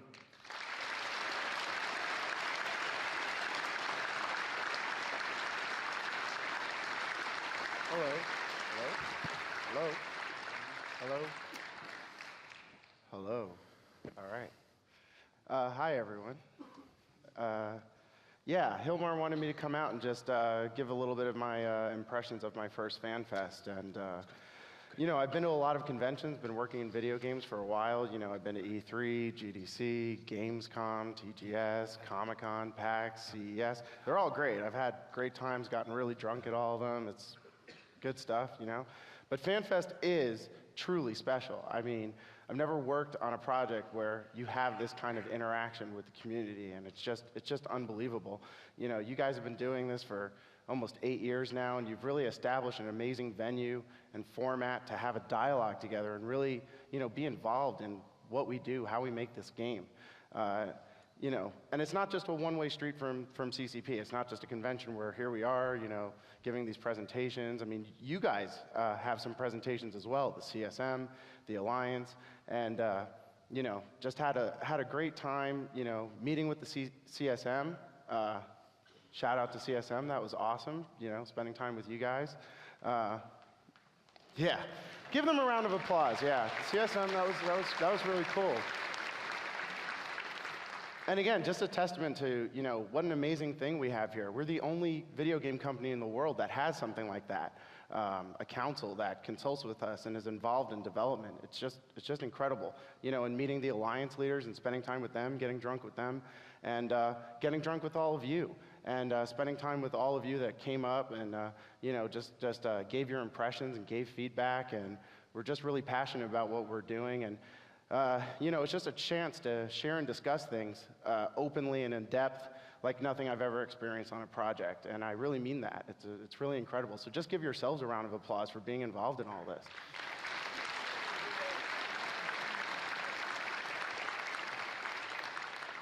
And again, it's a two-way street, you know. It's your candor with us, but it's also, you know, what CCP enables us, the developers, to be, you know, open and candid with you. I mean, again, it's not normal for a company to just let us, you know, have this kind of relationship together, and it's just incredible. So, yeah, this was awesome. Thanks, everyone. So yeah, Dust at FanFest 2012, you know, we had a bunch of sessions, and those were awesome. The Seeding the Universe presentation by Carten.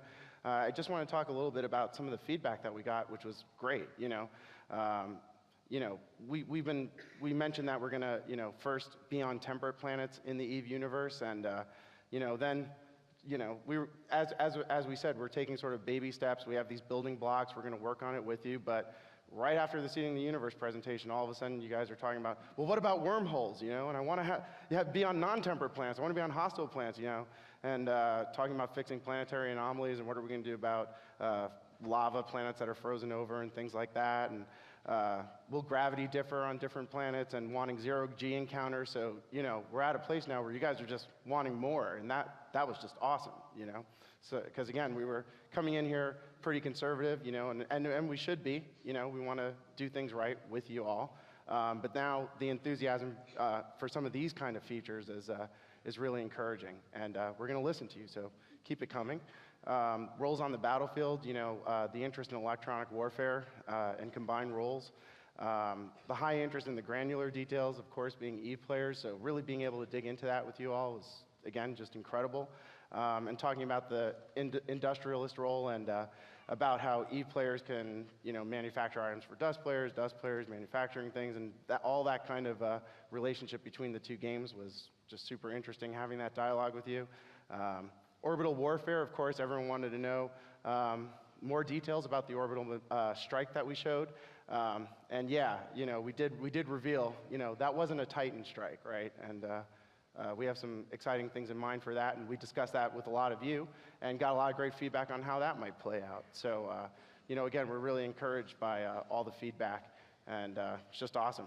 And then these last ones happened today, the open forum and the Alliance meeting, but so I didn't really have time to make too many notes on that, but you know, again, just lots of great feedback. The open forum just wound up just being like a 3-hour session where we were just all hashing it out, and turnout was awesome. You all just packed all of our sessions, and the conversation has officially begun. So now we're going to work on this together, and we just want to keep that dialogue going, and I really thank you all for it. Yeah, applause again. It's awesome. It's really awesome. So I just wanted to, you know, just quickly summarize some of the stuff in case you haven't had a chance to go to the sessions and get in all the granular details of what the EVE Dust Link gameplay is. But before I get into, you know, some of these features that everyone's really excited about, I just want to reiterate, the EVE Dust Link starts with the fact that every Eve player and every Dust player are logged into the same server. So the Eve Dust link really starts there. And then, the mail system is the same, chat is the same, market, the economy. So the Eve Dust link is really at a fundamental level like that. But then, of course, we want to talk about this stuff, the gameplay features. So as we've discussed, we have the Orbital Command Center, which is the space side object that Eve players can own, and the Surface Command Center, which is the Dust side, planet side object that Dust players can own. And of course, Eve players can own it and all that, but that's the object on the planet, and then you can build more things on the planet, like the orbital artillery, which is the thing that can strike up into space from the planet surface, and the orbital bombardment, which we showed, which can strike from space down to the planet surface. And of course, you're doing this over resources, faction warfare, and planetary control. So, of course, we have a sketch by our wonderful Carten Pierre Emelson, which many of you enjoyed some of his sketches in some of our presentations. They're really great. And that sort of sums up some of the basic building blocks that we're coming into this with. And I just want to summarize this for all of you in case you didn't get a chance to catch all of those details in the last couple of days. I did want to spend another moment, because we didn't talk about it in any other session, talking about our Dust 514 companion app. So we do have a companion app coming for PlayStation Vita. It's in active development, and it's coming along great in 2012. The tentative title is the Dust 514 Neocom.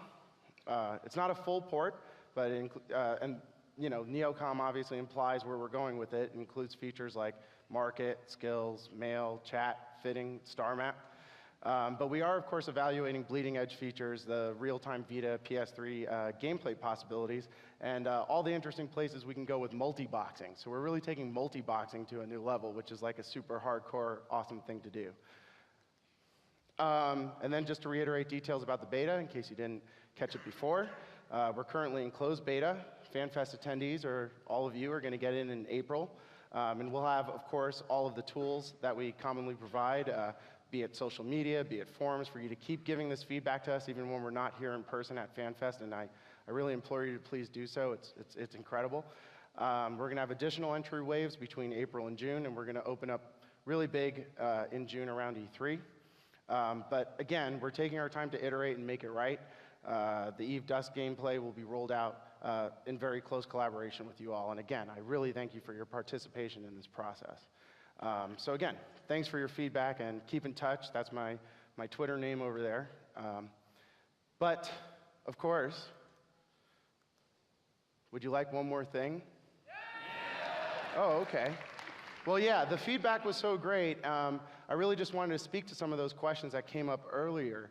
And how about a couple more things on top of that? I felt like I should drop, a few bombs right now. All right. Okay, all right, I'll do it then. Yeah, the reaction was so great, and we really felt the love here at FanFest this year. So I put together some slides quickly this morning to show off a couple of things, to address some questions that you were asking, and just drop a couple more bombs, just make a couple more announcements just for the hell of it. So here we go. Question number 1. What about PvE? Yes, we will have PvE. Rogue drones in what we're calling survival game mode. So if you're familiar with horde mode or zombie mode, that's what you're going to be doing. You're going to be fending off the Dust version of rogue drones on the planet's surface. And would you like to see some pictures of it? Yeah. Okay. So before I get into this, section of the presentation, again, keep in mind now, on top of just, you getting your hands on the beta and that still being a very early work in progress, and we're still iterating on it and making lots of improvements to it, graphical improvements, gameplay improvements, feature improvements. The stuff I'm about to show you is really rough. So again, I just want to re-emphasize that before I show you these pictures, but I think it's looking pretty cool. Yeah. So yeah, that's what that's looking like. All right.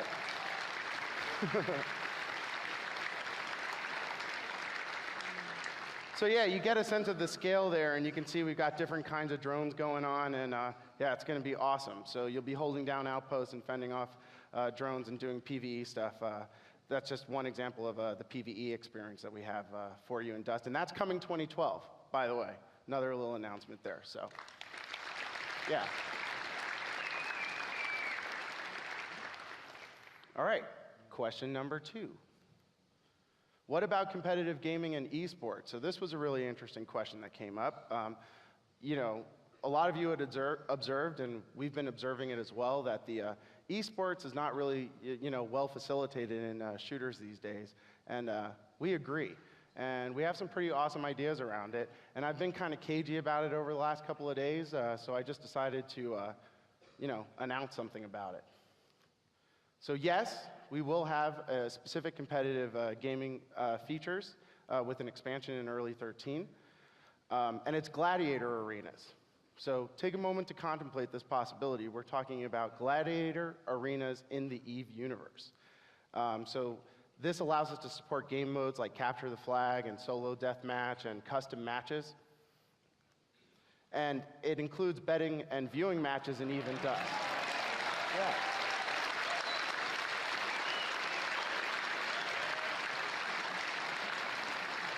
Yeah. Yeah, it's pretty awesome. So if you contemplate the possibility of us bringing that as a true sport in the EVE universe, we're really taking esports to the next level with that. So yeah, I got so many questions about it, I thought it'd be cool to, you know, just announce it right now. Question number 3. What about hostile non-tempered environments, things like lava, gas, snow, and ice planets? You know, as I mentioned earlier, that's something that came up after the Seeding the Universe presentation. So, yes, we're looking at doing that in expansion in 13. And would you like to, you know, see some pics of that? All right. So for example, you know, this is some stuff we're experimenting with. This is nothing final. I'm just giving you a glimpse at it, just for the hell of it. So that's what it's sort of looking like there. So there you see we've got an example of some of the exploration and stuff you could do on a lava planet. And of course, because it's a really hostile environment, we're thinking about stuff like, you know, needing vehicles to get around and some interesting gameplay possibilities around that. And you should keep this in mind when I get to the next question. Question 4. What about M-tags? Hold on, I didn't announce anything. I didn't announce anything yet. Yes.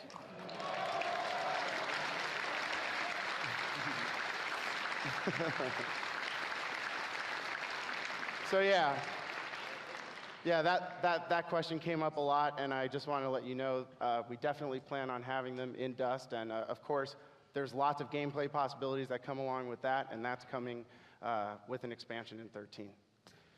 So, just a quick recap. We're a AAA free-to-play MMO FPS.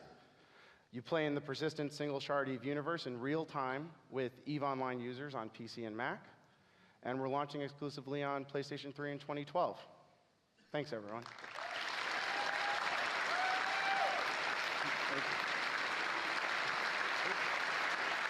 Thank you. Thank you, man. Thank you. Do it again. Applaud him again. That was good.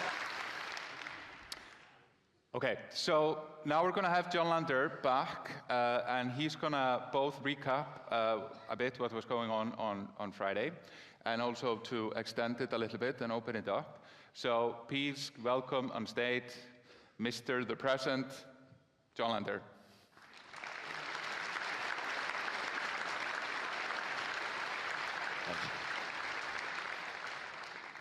Hello again. Croaky voice.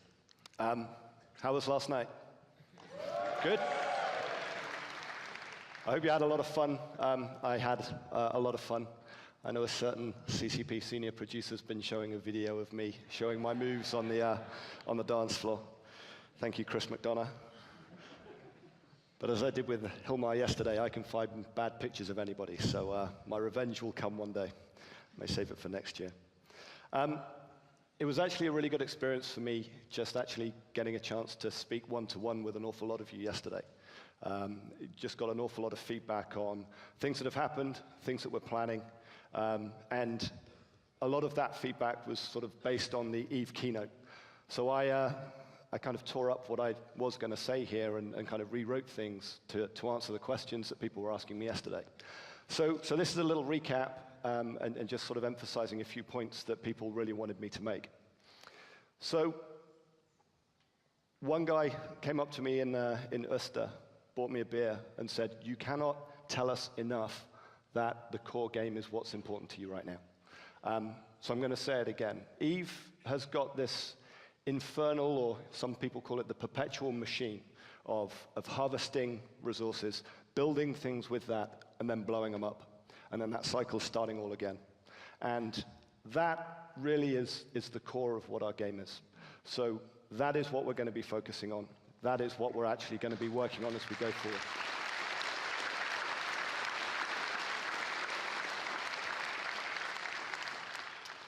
And we're a nearly nine-year-old game. There is a huge amount in our game that we can expand upon, that we can build upon, that we can actually refresh, bring up to date, to make the game just a much more vibrant experience. And Crucible really was the start of that. A huge number of fixes, renovations, balancing. We put new ships and some new modules in there. We did a whole load of performance improvements. And I've seen on forums, I've seen on Twitter, I've seen on Facebook, and people were coming up to me yesterday and saying this. Was Crucible a one-off? We really like Crucible, but we want to believe that it's just the start of a trend. And absolutely it is. It's not going to change. We're going to be working on that game. We're going to be working on the systems which really need it. We're going to stop forgetting about things, stop just leaving them to go stale and get old. We're going to make sure that we completely revamp Eve over the next few years.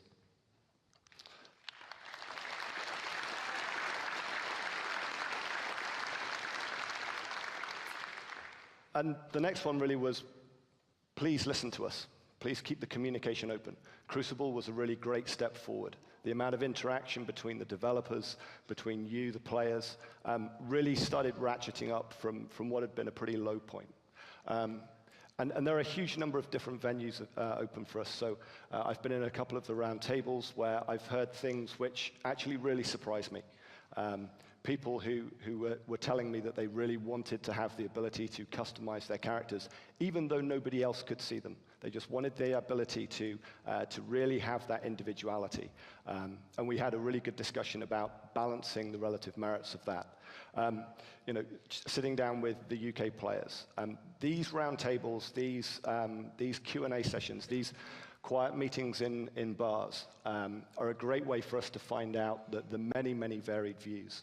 I think on Wednesday night, I managed to have my ear bent in about 40 different directions about what we should do with Titans. Everybody seems to have a different idea about it. But it's fantastic for us to get that information in.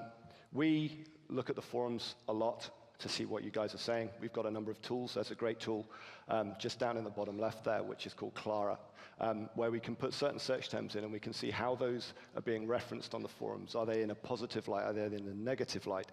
And that gives us the ability to just basically parse through the huge amount of information that you guys give us and get a real good feeling for some of the trends and where we need to start digging in detail. Like I said, we've been doing the video dev blogs. We've been doing much more blogging. Hopefully you've seen an increased presence of the developers on the forums. That's a real concentrated effort by us to really begin to engage with you again and build up a meaningful dialogue that takes place on an ongoing basis, not just when things are on fire. So all of this is phenomenally important to us, and especially so the Council of Stellar Management. So we have a new one, some new faces, some familiar ones.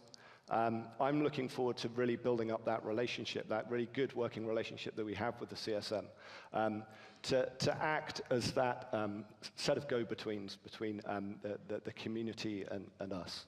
I personally think they hugely proved their worth in the last year. They were everything that we needed them to be, and they did everything that they needed to do whilst we were going through some interesting times. So thank you to CSM6. You were great, and I welcome CSM7, and I hope to have a few beers with you tonight and start swapping some stories.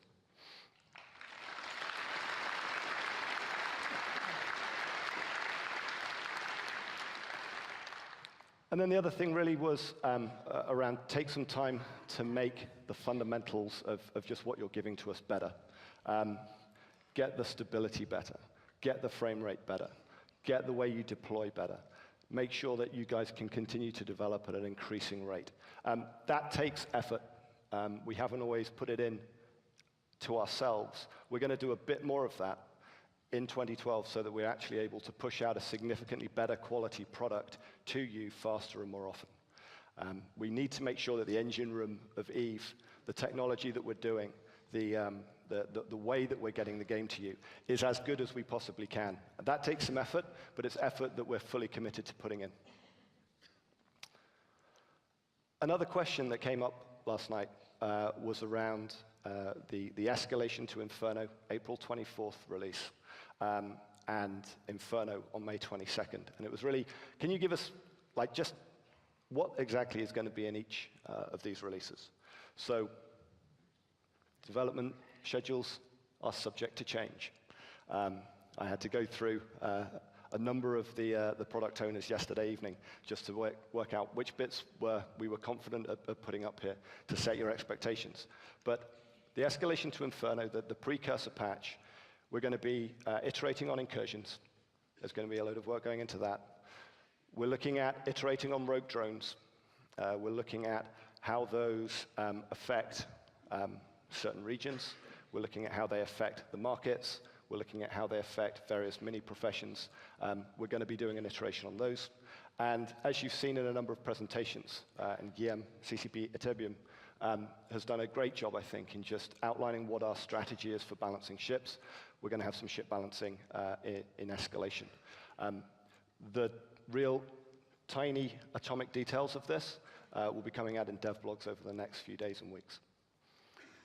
So then on to Inferno, May 22nd, which has been set up by the escalation. And what have we got in there?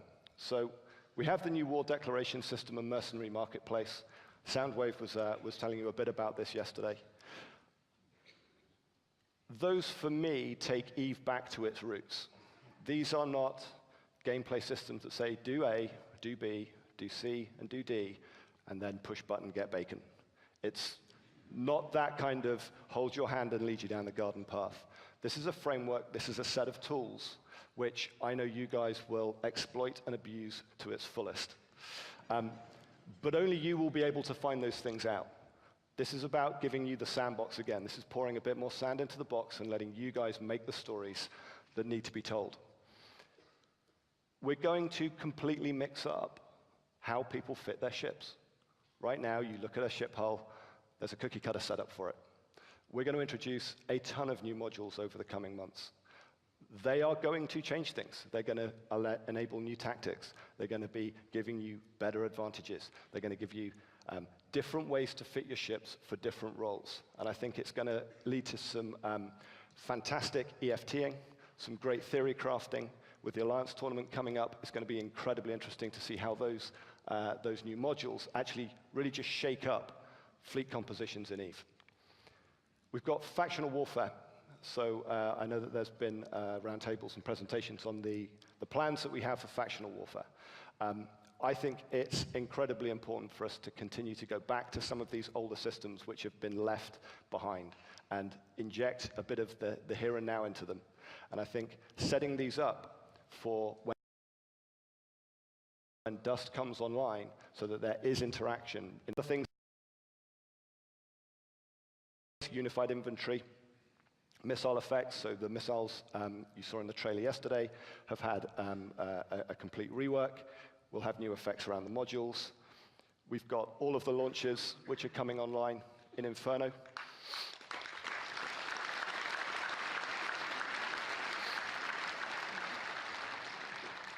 And if, like me, you're a bomber pilot, you'll love the one on the bottom right.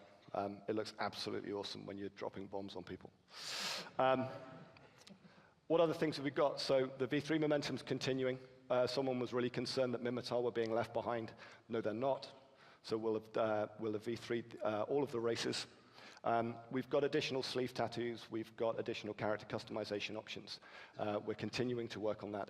And just like in Crucible, there'll be a whole load of little things. There will be UI improvements. There'll be fixes. There'll be performance improvements. So we're keeping our commitment to making sure that we're delivering not just iterations on existing features, new things in areas where we know we are the experts, but we're also continuing to fix the game as we go along. You saw earlier the DX11 demo with Tony and Haldor. And that, for me, is a kind of a clear indicator on some of the direction that we want to go in. And Haldor is absolutely correct. I want to make sure that this is something that you guys want before I start looking at how we actually get developers on it. I mean, is this something you want to see?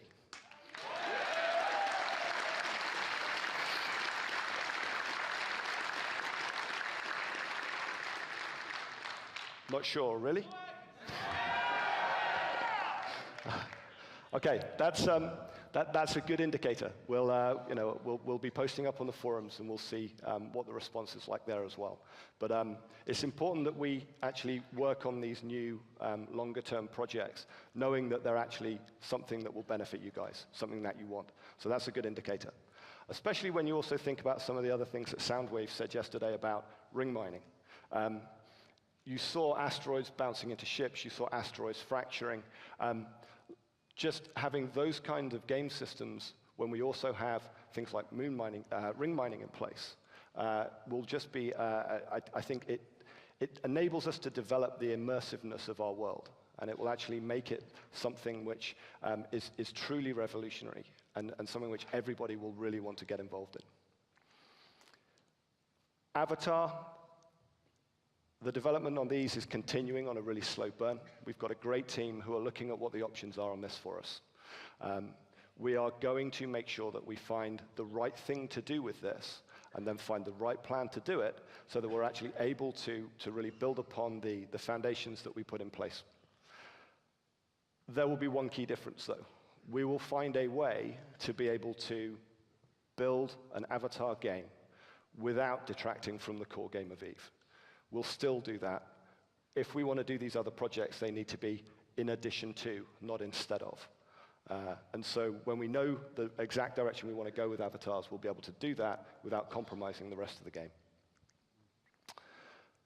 Dust 514 is almost here. And I see that as the opportunities which getting touch points in a single universe between EVE Online and Dust 514, as those touch points increase, as we get more of them, I think it just gives more opportunities to EVE players to do good things in the EVE game. The reaction from you when you saw the orbital bombardment was fantastic on Thursday. The way that teams have gone in and played Dust on in the PvP arena, and the enthusiasm and the live FCing without any voice comms, just shouting over the noise of everybody else. That's the man. That has been absolutely amazing to see. I think that Dust 514 is going to be probably the biggest expansion we've ever had to EVE. I think the opportunities that we have will be amazing. And I don't need to put very many developers on it because Brandon's got a huge studio in Shanghai that are doing it. So this is just how additions to that EVE universe, we need to make sure offer really compelling and rich game experiences for you, the EVE players. And that's a commitment we're going to make.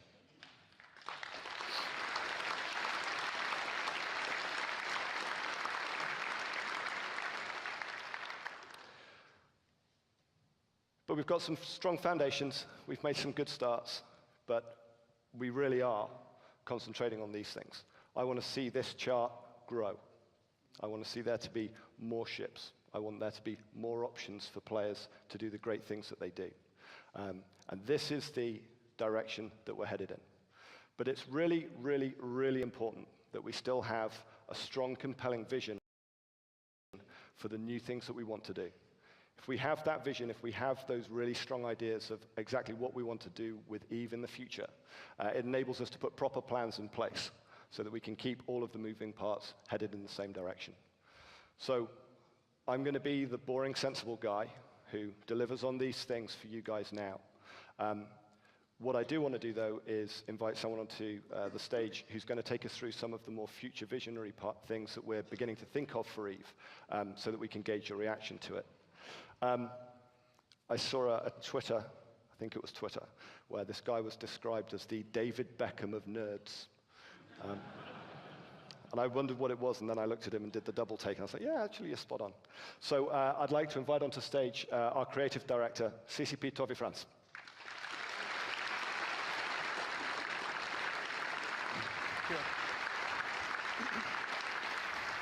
Hi, everyone. We were a bit worried. It was a very difficult night last night. It's been a very long day for you all. There was a couple of Z's over your heads on the video stream, so I brought my assistant here. And we're going to do a wave. Yeah. So Torve and I are going to start. We're going to go the front row, and then we're going to do it. Everyone ready? Hang on. There's one more thing. Once we do the wave goes all the way up. Yeah. The wave has to go back. When it comes over here, it's up to you guys. Okay. Are we good? Okay. 1, 2, 3, go! Yeah. Go up and down again. Down. Yeah. Come on. Yeah.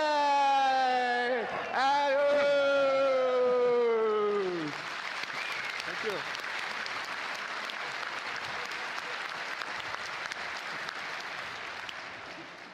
Thank you. Wow. Brilliant fun fest. John touched on this a little bit. I want to talk to you about the circle of life and death, of course, as it applies to Eve. Eve is an eternal game. We talk about Eve for infinity and a perpetual machine. And there are a couple of building blocks that you need when you have a perpetual machine, a world that goes constantly in circles. There's this circle of harvesting, crafting, and destroying, which essentially makes the game tick. There are other things to it, but basically you cannot have a proper sandbox game without actually having all of these pillars and having them healthy. Right now, we have been focusing mostly on the destroy part, which is nice, which is good fun.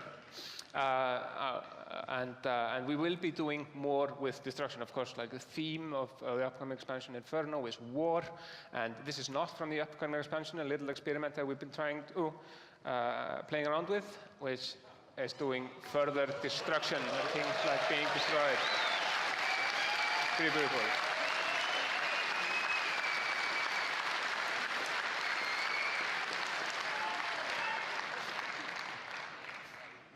There never is enough stuff burning and being destroyed. You know this feeling of just wanting to destroy something beautiful, like a titan.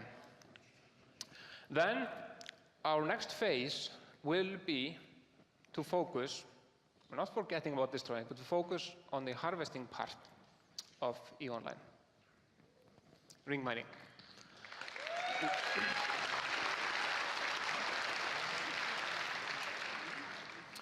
This, our vision for ring mining is to have it somewhat different than typical mining. It will be a more calm, more soothe, more kind of collaborative experience. There will be danger as well. You will be working together more like, it's kind of like fishing. Stoffer mentioned this yesterday. It's like trawlers working together, trying to find where the fish are and the elusive veins of that perfect resources in the veins are there somewhere, and you're trying to find them together, and once you find them, you find a nice vein, and you carry on forever, and then it goes to a dead end, and you find another one. And there was this great suggestion to actually move moon minerals into the rings, or allow you to like harvest moon minerals in there. And I'm actually pretty excited about it. The ideas that we've been throwing around have a really nice aesthetic to it and a really nice feel to it. And it will be a really good boost for mining, both from an experience and from a pure money-making point. Secondly, once we have kind of solidified the foundations for harvesting, we will look at crafting. Now, crafting kind of sounds medievally, of course. We're not crafting, we're just doing industry and manufacturing and so on, but it's really crafting. Crafting is, or industry, is done more in starbases where it should be done. So we went on our forums and said, what should we do? We should boost POSes. We should build a cool POS system. We should build a nice star-based system which allows you to construct your own platforms in space in a modular manner, both functionally and aesthetically. And have all these pieces fit together and progressively own and build perhaps the first installation, which allows you to build the next one, and so on. And it's just cool stuff. And this is something that we're thinking about to be more accessible than the current star bases. Something that, you know, maybe just a single player or a small group of players can establish a little foothold in space. Something, who knows, something like this, but just in space.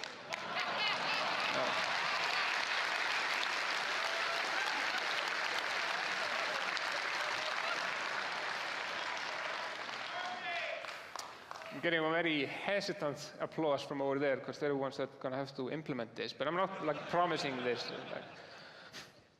We're also, I mean, of course, we're going to deepen the connection between Eve and Dust. The planetary bombardment that you saw here on Thursday, we look at it as a beachhead in the communication between the two games. It's our first move in connecting the two, but once the link is there, once the server is up and running, once matches are occurring, and most importantly, once we see how you play it, we will deepen the link and make it more meaningful. Secondly, or thirdly, or quarterly, I don't know where we are, but we are going to take stuff away from these NPCs. They think they rule the world, they think they own the world, but the people that rule New Eden are you, the capsuleers. So in that manner, for example, it was a good experiment when we kind of took the customs offices around the planets and put them into your hands, like out of the hands of the NPCs. And that has proven to be a very valuable experiment, and we have learned a lot from how to do it, and both good lessons and bad lessons. And our vision is eventually that almost all services run in stations, and stations themselves are owned or run by you, the players, the corporations and alliances. Okay.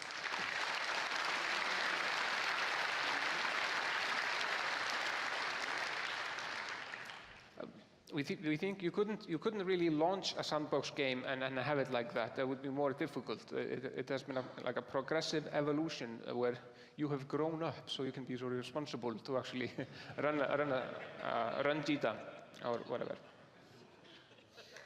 We also want to make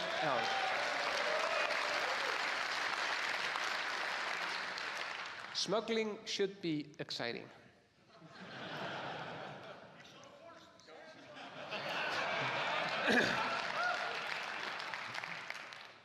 You do it for the kicks, even. You don't necessarily do it for all of the money. You just do it. Someone said in the dev team, it should feel like shoplifting. You should, like, not that I would know.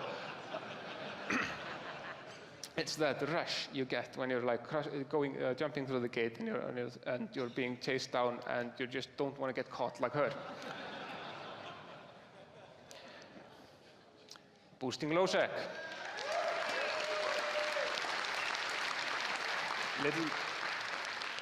That little malnourished and neglected child of New Eden. Lowsec is far too lonely right now. It lacks rewards, it lacks purpose, it lacks action. We will change all of that.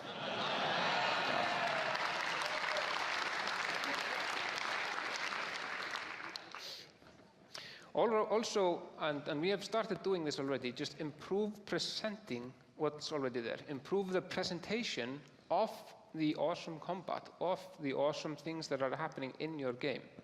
Things like seeing beams actually hit the shields of your ships when they are actually doing damage to your ship. Picture of your targets.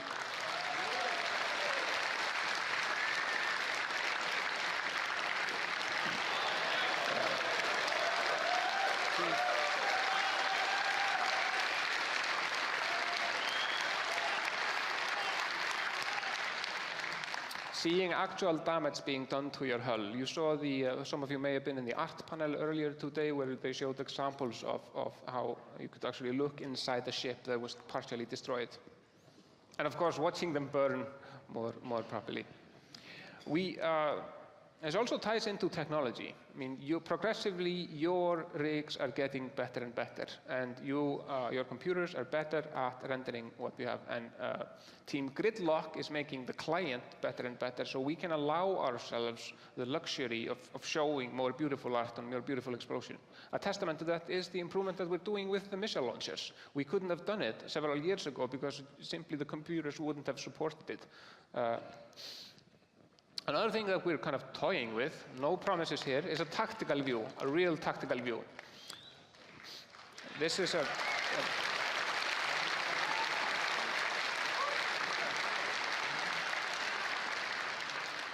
This means a more abstract representation of the battlefield for when you want it. For example, if you are engaged in a large fleet fight, or if you're running level force or whatever, you shouldn't be running level force, you should be interacting with people anyway.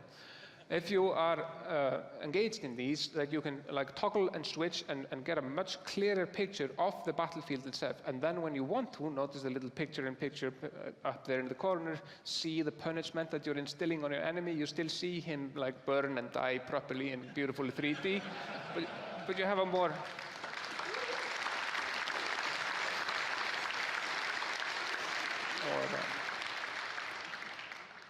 more abstract presentation of the battlefield. We also want to make avatar gameplay more meaningful. We really took one step back, or multiple step backs, depending on how we want to phrase it, and have moved away from the kind of pure socialization / customization themes of avatar gameplay.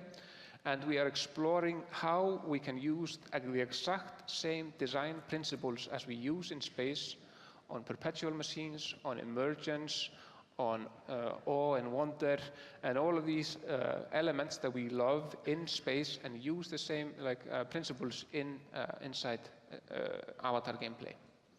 And one idea that we're working with right now, notice the non-committal way I'm presenting this, that we are working with, is exploring abandoned installations and outposts somewhere in space, maybe in sleeper space, maybe you have to scan them down, recovering artifacts, tiny things, perhaps something that you use to build new implants and stuff, or discovering ancient technologies. But these environments are full of danger and radiation, and maybe the AI has gone bad or whatever. And we're not talking about closed instances here, or some Care Bear-esque kind of isolated experiences. No, someone else might just come in there, weld the door shut, and close you in for life.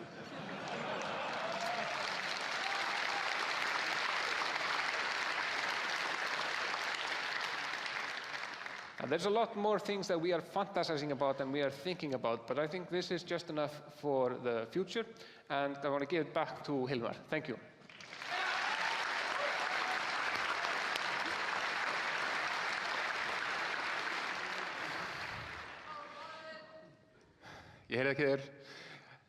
So that was pretty cool. Derelict stations, going inside hostile environments, asteroid fields, even us together. This is all going somewhere. So, Eve is hard. We heard that from David. We're not going to be shy about it. We haven't been. I mean, we've used this as actual advertising. I think it's pretty cool. Usually games put something else, like a pointy-haired elf with boobs, but we put this guy. And it's also real. I am astounded that all of you are coming here after everything that's gone on in greater force than ever. I'm amazed that some of you are coming here 3 years after you quit playing the game because you love being a part of EVE and love coming to EVE FanFest and engaging in the community. I love that we now have a plan to make sure that we maintain the future while we go after these crazy goals. Dust is pretty epically amazing, and we all have seen this. This is now all combining into the EVE universe, where we have EVE and Dust connecting into TQ, into this massive cloud of persistent storage and drama and amazement. And we have mobile devices, as we saw with Crest, and all of that. We're going to see a lot of inspiration from the development community. Who knows where all this is going to go? CCP then has a plan for World of Darkness, and together this will all come together into a massive sort of platform and ecosystem for CCP. We also have FanFest coming up next year, which is the 10th anniversary of EVE, of all of this, and that's really amazing.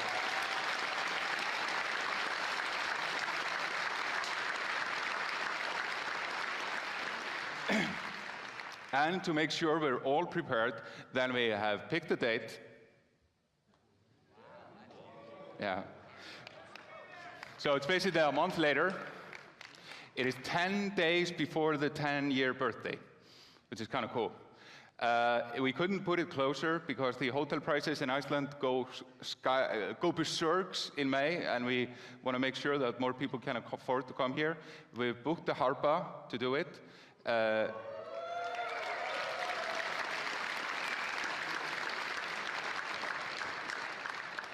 And as we see, we are a little bit constrained on space. CCP is in the back. That helped it a bit. But for next year, with the David Reed plan of the biggest gaming universe in the universe, then, of course, we will have to figure something out. So we will open ticket sales very quickly so that people can buy tickets so that they're here. There will be other solutions to have more audience. If Dust really blows up, then we maybe have to have Harpa and Laugardalshöll and have like the Dust FanFest in the sports arena, kind of sporty, and EVE here in a space station.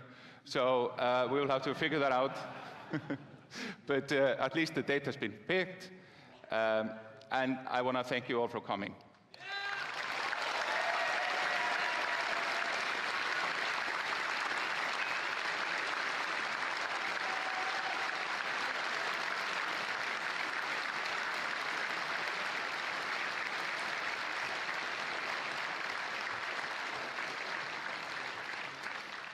But to really thank you, that we have been working on something.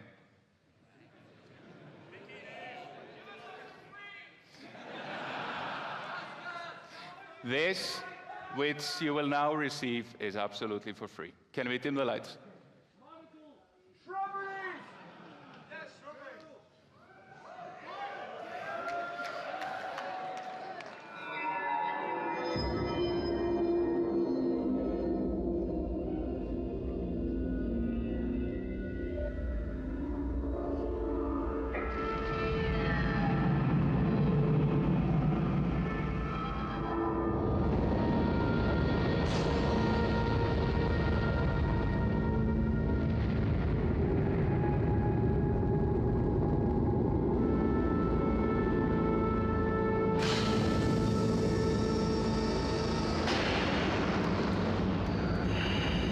Look at this place.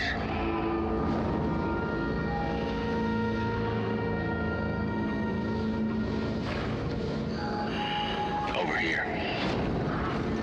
This one seems to be intact. Okay, let's bring it in for analysis.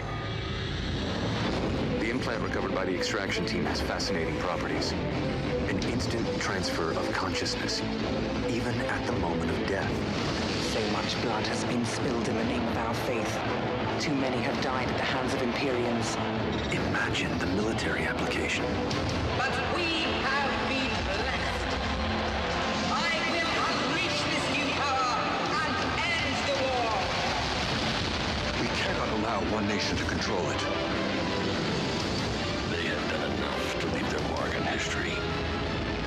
Their soldiers would be dangerous beyond measure. The power they would have, they would be immortal.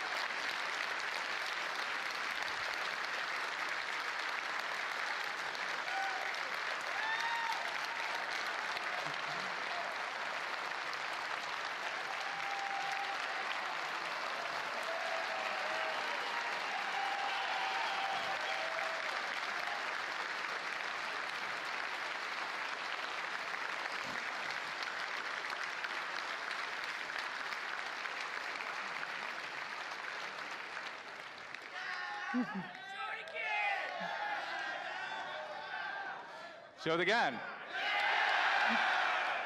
What do we do for that? 3 times.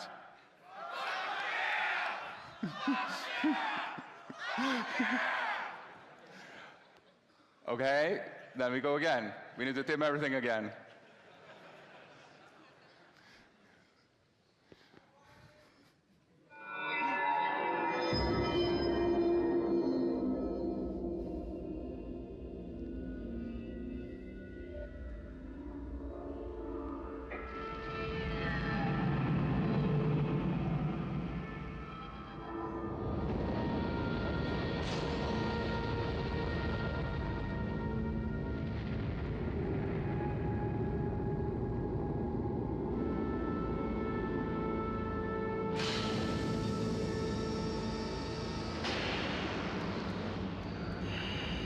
Look at this place.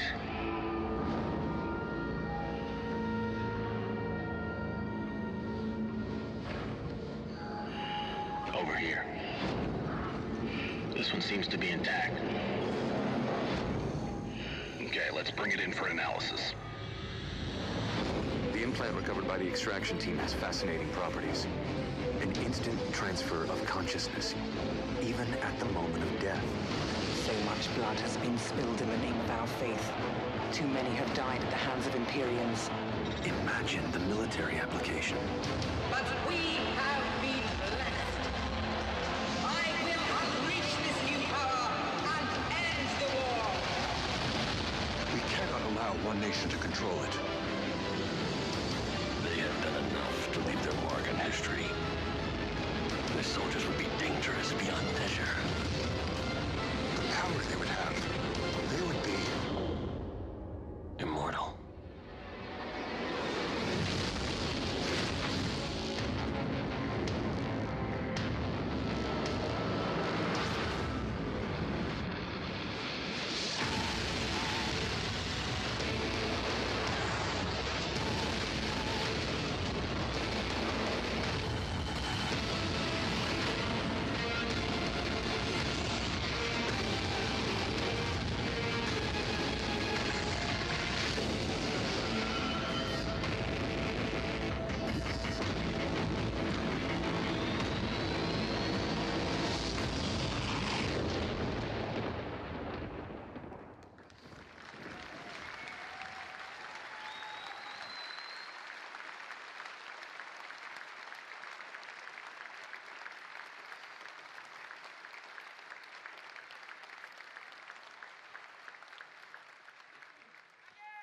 No, not again. You will have to go to YouTube and play it, and please help us share it.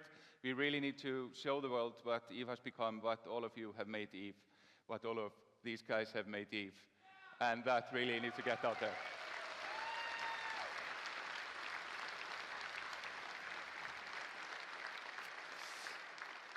So, thank you. This was it. See you at the party.